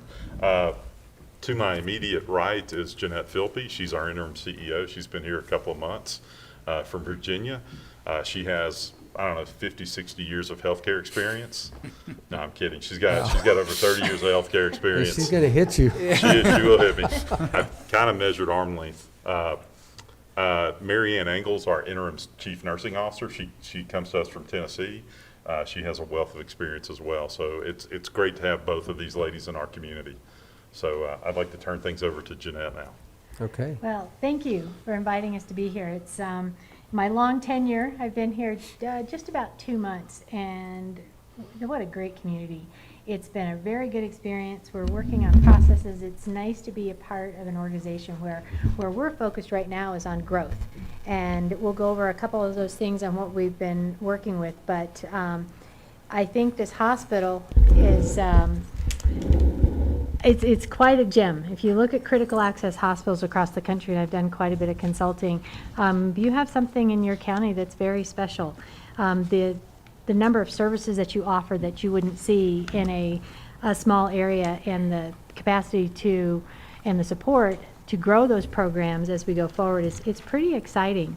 So I wanted to go over a couple things just to talk about growth and where you've been, especially one thing you can look at is really on the physician side. Since January, you looked at recruiting in a general surgeon, as well as pathology, family practice, nurse practitioner for women's health, and then to fill in some of the gaps that have been there, part of the recruitment has happened is to do travelers and locums that are as needed, and you know they come in and out and travel. I think one of the biggest challenges we've had is finding out where they can actually stay when they get here. Rentals are a little hard to find when they've gone, so we've started to talk about some options of what we can do as we're continuing to bring folks in. In process right now, I want to highlight some of the recruitment we're doing that's pretty exciting. In September, we will have 2 new family practice providers coming. At least that's our expectation of when they'll be here. General surgery, we've got a general surgeon coming in August and another one coming in October, which is really going to open up to the county instead of having to travel out. You know, why drive when you can provide right in your own local hospital? We have another OBGYN provider coming in October, and then in July, another emergency medicine physician that will be here. And then we're kind of backfilling as well with you know, some locum coverage, PRN, as we grow the business. If you're not quite ready to bring on somebody full-time, then we've got locums that are coming in looking at some travelers where physicians do maybe pick up 2 different hospitals and travel between, so that you can have, for instance, cardiology is an area we're focusing on as well, so that you know, you may have to pick your day that they're here, but you don't have to drive and you can come in. We're also going to continue to host medical students as well as nurse practitioner students, get them used to working in rural health care so we can do more recruitment. Also had an opportunity to be in Grand Junction at a Western Healthcare Association meeting, and looking at in Mesa County where they've got a physician's assistant program going. We may be looking at doing something with them as well on how do we have providers, including physicians, nurse practitioners, PAs, want to come and stay in rural communities. Recruitment can be difficult, but I think once you get them here and you get them to a rural community, they stay. They find out, you know, they do enjoy being here. So that's what we're doing on the physician side. Earlier this month, which was really exciting, is we opened up our brand new sleep lab, which I question whether or not the county realizes what you have in a sleep lab here. It's pretty exciting. There are very few sleep labs across the entire country that have the capability to do high altitude sleep studies, and you have it here. And it's a nice new area, and it's a pretty specialized service that you can do here, and you'll have from high altitudes coming down. And I foresee us probably doing a little bit more outreach and telling our story of what we have to offer here. Not too many programs can offer that, and living in the higher altitudes. You can have your sleep study, but it doesn't do you much good when you go home if you live you know, above 7,000 feet and you're having your test at, you know, 5,000 feet. So sleep lab's exciting. We're also moving wound care. That program is growing. We're going to move it from the clinic into the hospital. Registration will be easy so that a patient can come in whether you're going in for any of PT, OT, speech, or into wound care. We're working on a registration area to make it more convenient for outpatients to come in and utilize those services. We do have an aging building, so our plant operations is, at least on the infrastructure, we have new, don't get me wrong, we've got some wonderful new, but if you look at some of the infrastructure, it's getting a little old. So we've spending a lot of time on looking at our air handling, HVAC, working with MCHD on long-term growth and facility expansion, you know, because we are definitely looking at being in a growth mode. And now I will turn it over to, you want to go? You want Mary Ann to go? Gentlemen, if y'all have any questions. I don't at this Okay. current time. I was just curious if you had set up that sleep study facility right here in Shaq's office, if that's where that was at. You know, he and I talked about that, but he didn't like our pillow selection. There's a home sleep study kit, so he may be using it there again. I'm not sure. Because, you know, he's at home and he's at lower elevation, he comes up here and he kind of Gotcha. gets a little. No, I understand. But there is a home sleep study kit as well. And I've told these guys before, I'm not as scared of hard work. I will lie down right next to it and go to sleep. No questions asked. Yes, sir. He's very supportive. I met with him one afternoon, and it was amazing how supportive he was. Good. Well, thank you. I really don't. I'm just messing around. The only question I have, you touched on OBGYN, but pediatrics are, I mean, the birth rate's coming up. Yeah. We got any pediatrics coming on? Courtney Jones just started in our Mancus area, our Mancus clinic, and she specializes, she does some peds and family medicine, as well as Mariah Tarpey, and she's here in our Cortez MOB, and she Okay. does family practice and pediatrics. So we're still on the hunt for pediatrics, seeing if we can find any behavioral specialists too, because they're real hard to find as well. So, yeah, so those are basically both focuses for our recruiting.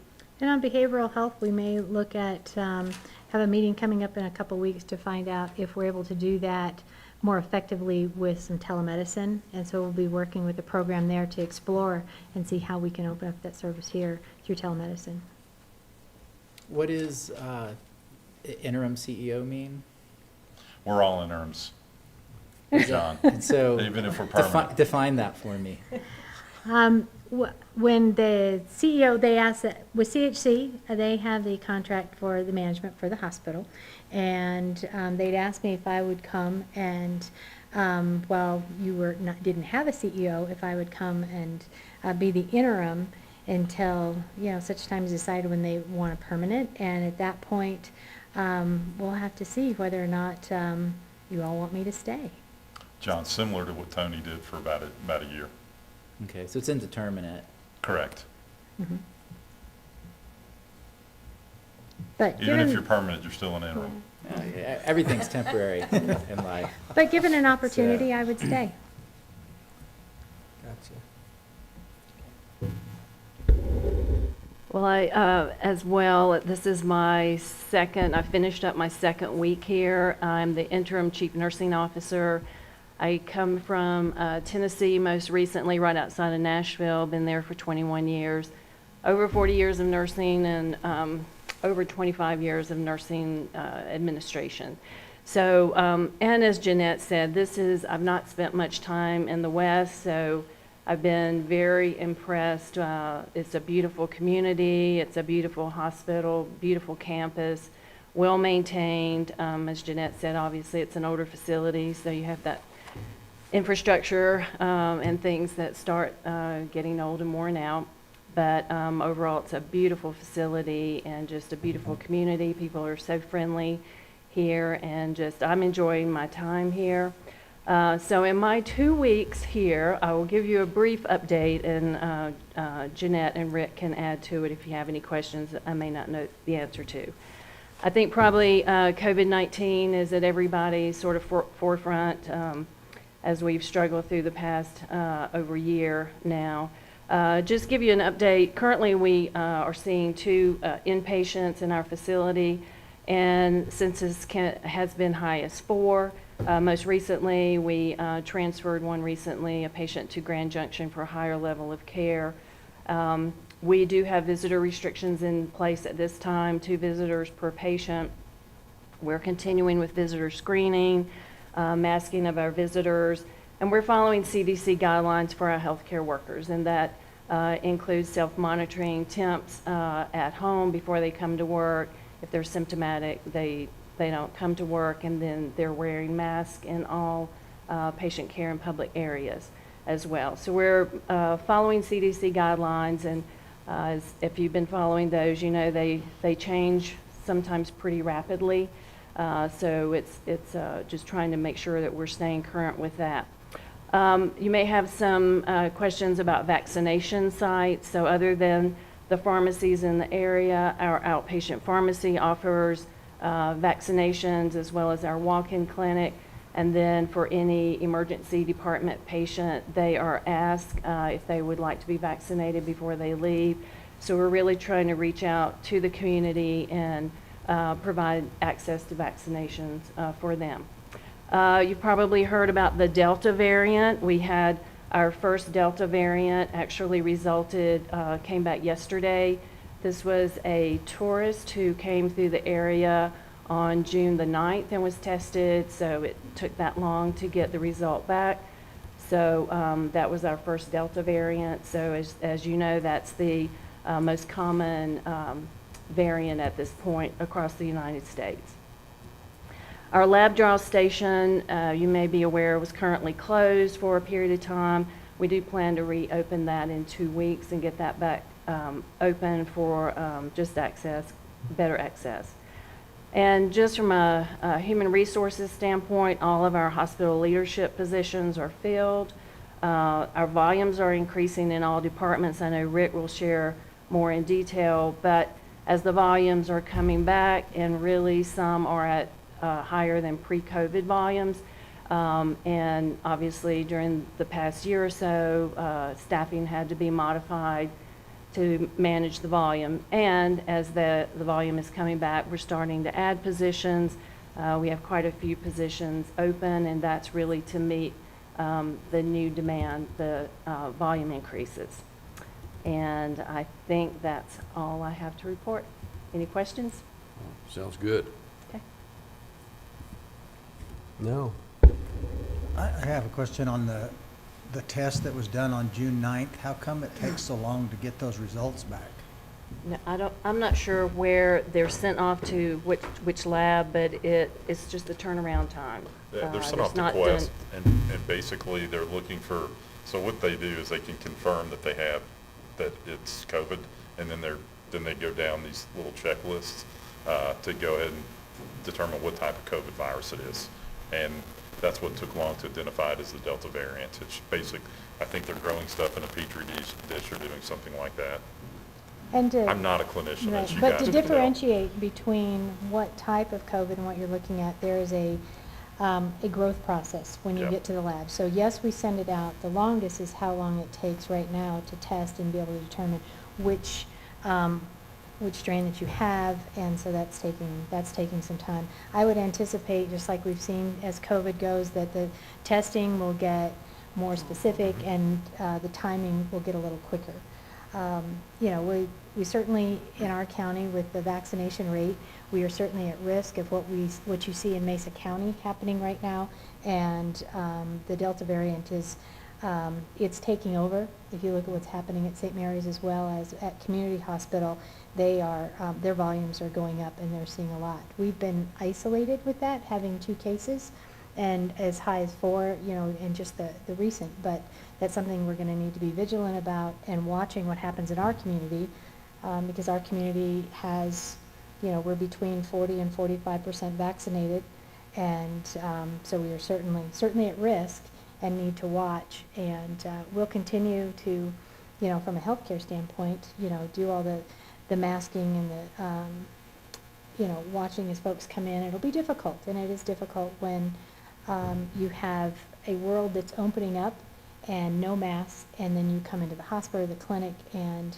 that can be a dissatisfier to community members to wear a mask when you're in, but we're in the business of taking care of people and trying not to spread that, so we'll continue to follow those guidelines. But hopefully it will get faster, and we'll know more. Are you guys doing any antibody testing? We have, and it's available Okay. on where it is.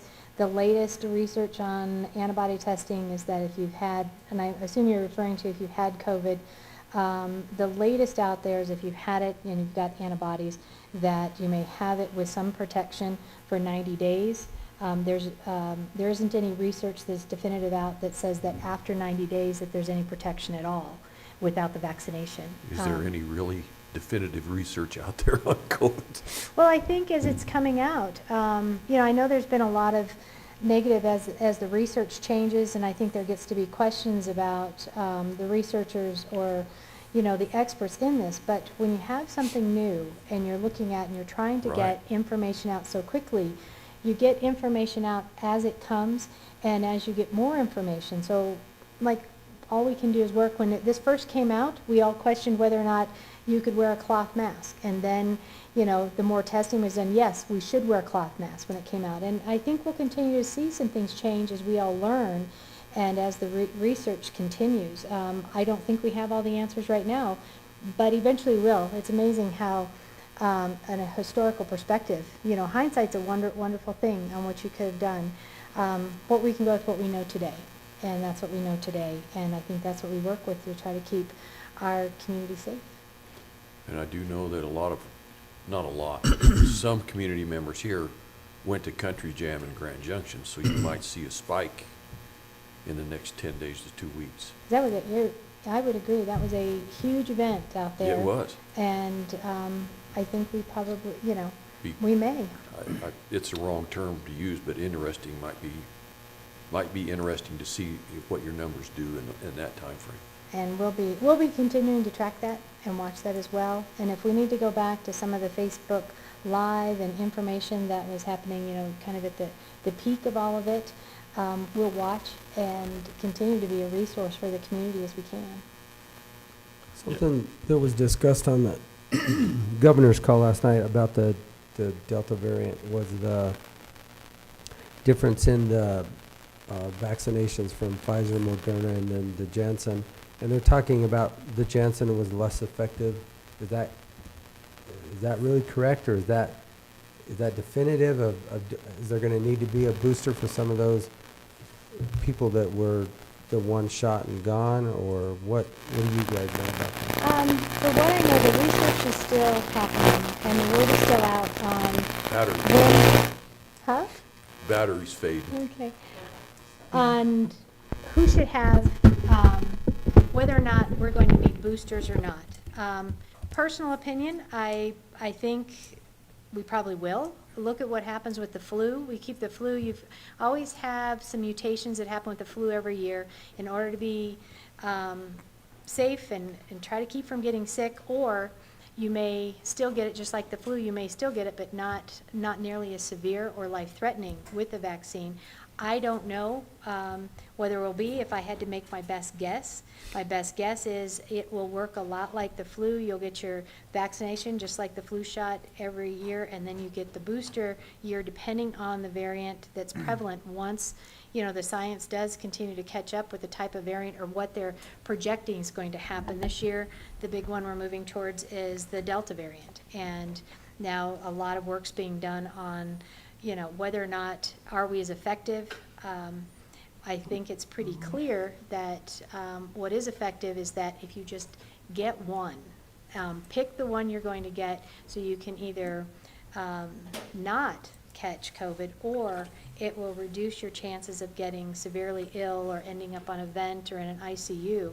And I think what's hard is that you don't know if you'll be the one. You could be a very healthy individual. You don't know if you're going to be the one that it affects to the point that you end up on a ventilator. You just don't know. Or are you a carrier and you take it home to a family member that didn't know that they were high risk?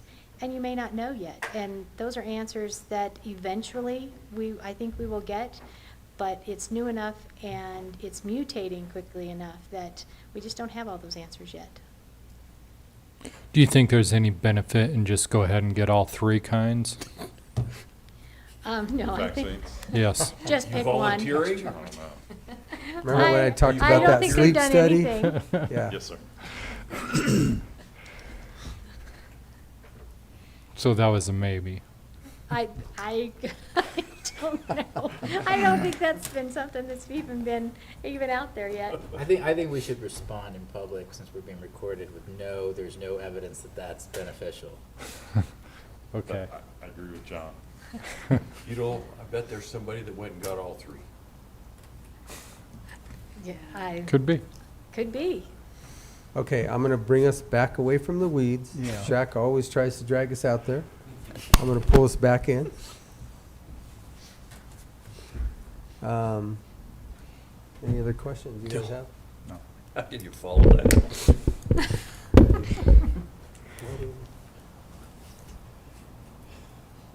All right. You guys ready? Okay. For the financials, again, we're continuing to do well with cash collections. We collected about 5.3.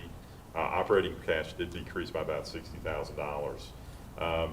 Some of the things that we're doing, when we did take our Medicare advanced funding last year around the 10th of April, we did receive a little bit more than $5.5 million.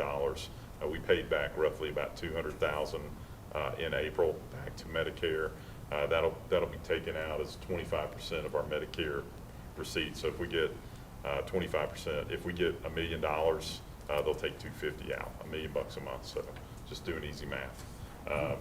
So we're in the process of paying them back. We believe that we'll have Medicare paid back summer of 2022. You know, we did have inventory decrease slightly in May. We did a physical inventory. So when we come back, I think we'll probably be presenting June or July numbers to you guys as well. You know, fixed assets, again, most of that's based on depreciation. We did acquire a few scopes and a couple of things like that in terms of capital equipment. Accounts payable did decrease by about $530,000. And payroll liabilities did decrease by about 35. So we're pretty much on point. The long-term debt decrease is, again, the bond payment that we're paying for the debt. So that's positive. That's the principal. Revenue over expense for April, we did show a loss of 760. We did have some outliers in there that won't be recurring. And year-to-date was 933. May was better. We haven't had a board meeting, so I can't tell you exponentially better. EBITDA for April was a negative 256. Year-to-date EBITDA is 1.1. We're behind our EBITDA by 300,000. We'll probably make that up within the next couple of months. We've seen some things happen positively. Total net revenue, just kind of skipping around, we had 35,000 more than budget. We talked a little bit about budgeted some HHS stimulus income. We were able to utilize all of our stimulus funding. Part of that resulted in RTU units to improve air exchange and airflow. So that was signed off. So we didn't plan to give any money back to the feds from the CARES Act and HHS stimulus. Provider salaries, again, we hit everything pretty much around budget in April. Contract labor, and again, we did have a bump in that. Everything else pretty much fell in line other than supplies, and again, a lot of that's dealing with some prescriptions and other services that we provide in the hospital. We had a bank presentation, then we talked to our lenders in the month of May. And that went very well. We've achieved everything we needed to do to come out of forbearance. The documentation is being prepared for that as we speak. When it will happen, no offense to John, but it depends on when you get the lawyers together and when they can draw up the paperwork. Sorry, John. No, it's okay. That's ugly paperwork too, that he's talking Okay. about. So basically that's it on our narrative. The next page is our income statement balance sheet from where we derive our narrative. Kind of zipping through that, we also have a bond schedule on the following page that shows a little bit about what's paid out of the sales tax and what's paid through operations. So it's about 4852 operations.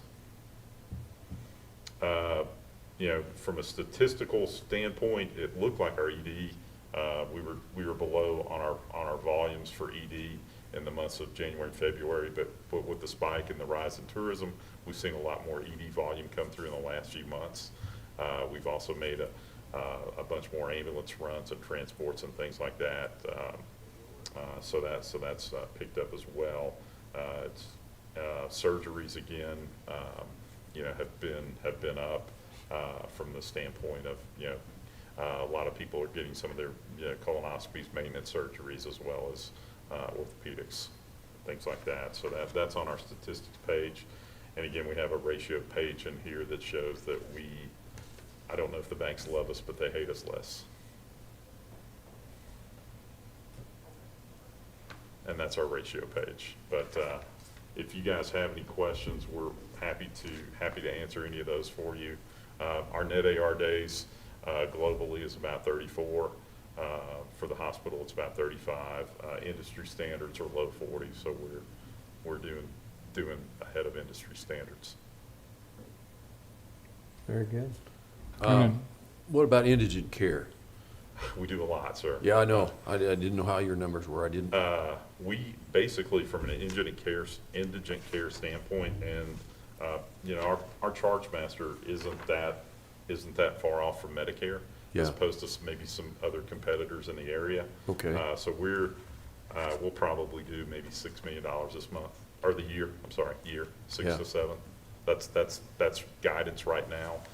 We do see a lot of out-of-state Medicaid, which technically qualifies as charity, because we see a lot from California, Illinois, and you just can't get agreements with them. We do have a lot of Medicaid because we're in the Four Corners area, so we see Medicaid from Arizona, New Mexico, Utah, as well as Colorado, both traditional and managed Medicaid. But California and Illinois don't reciprocate? I don't even know if they're paying their hospitals, sir. So why would they pay us? And that was not a ridiculous comment. No. Yeah, I mean, there's a lot of positive things you can say about Colorado. A lot of positive things that we can say about things that are going on. We have a strong working relationship with Colorado Medicaid, as well as Utah and New Mexico. Arizona, we don't see as much.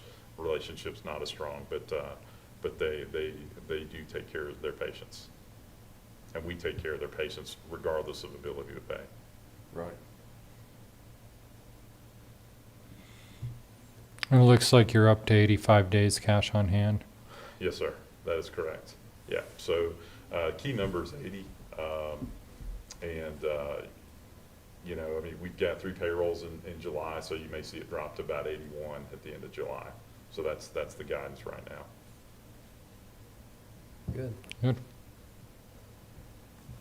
Much better than the first time I heard it. Yes, sir. Yeah, it was. You guys heard it bad before I got here, and then it wasn't. Then it got less worse. Mm-hmm. So we're in pretty good shape. Again, we're not running things like a for-profit hospital. We're not running as tight and as lean, because in some areas you can't. But we are trying to run fairly lean. Okay. Sounds good. Yes, Any sir. other questions, gentlemen? Well, I thank you. Yeah, thank y'all. Appreciate your Thank you time. guys for Nice to coming meet in. you. Yeah, thank you guys. You have a wonderful day. Hey, y'all too. Make Yeah. it rain. Thank you. Gym cafeteria's open, so if you want to grab breakfast, let me know. Is it open? Yes, sir. Is the salad Really? bar open? No, sir. However, you can order one. Okay. You can order one. We'll make one. So Some pre-made I'll salad. see you Friday morning. Okay. Are they still doing their Friday morning burritos? I'll text you. You text me, I'm not sure. Yeah. because that was my specialty. I'll see you at Thank you 7 very a.m. much. Thank you. Thank you, ladies. Thank Nice you. to meet you.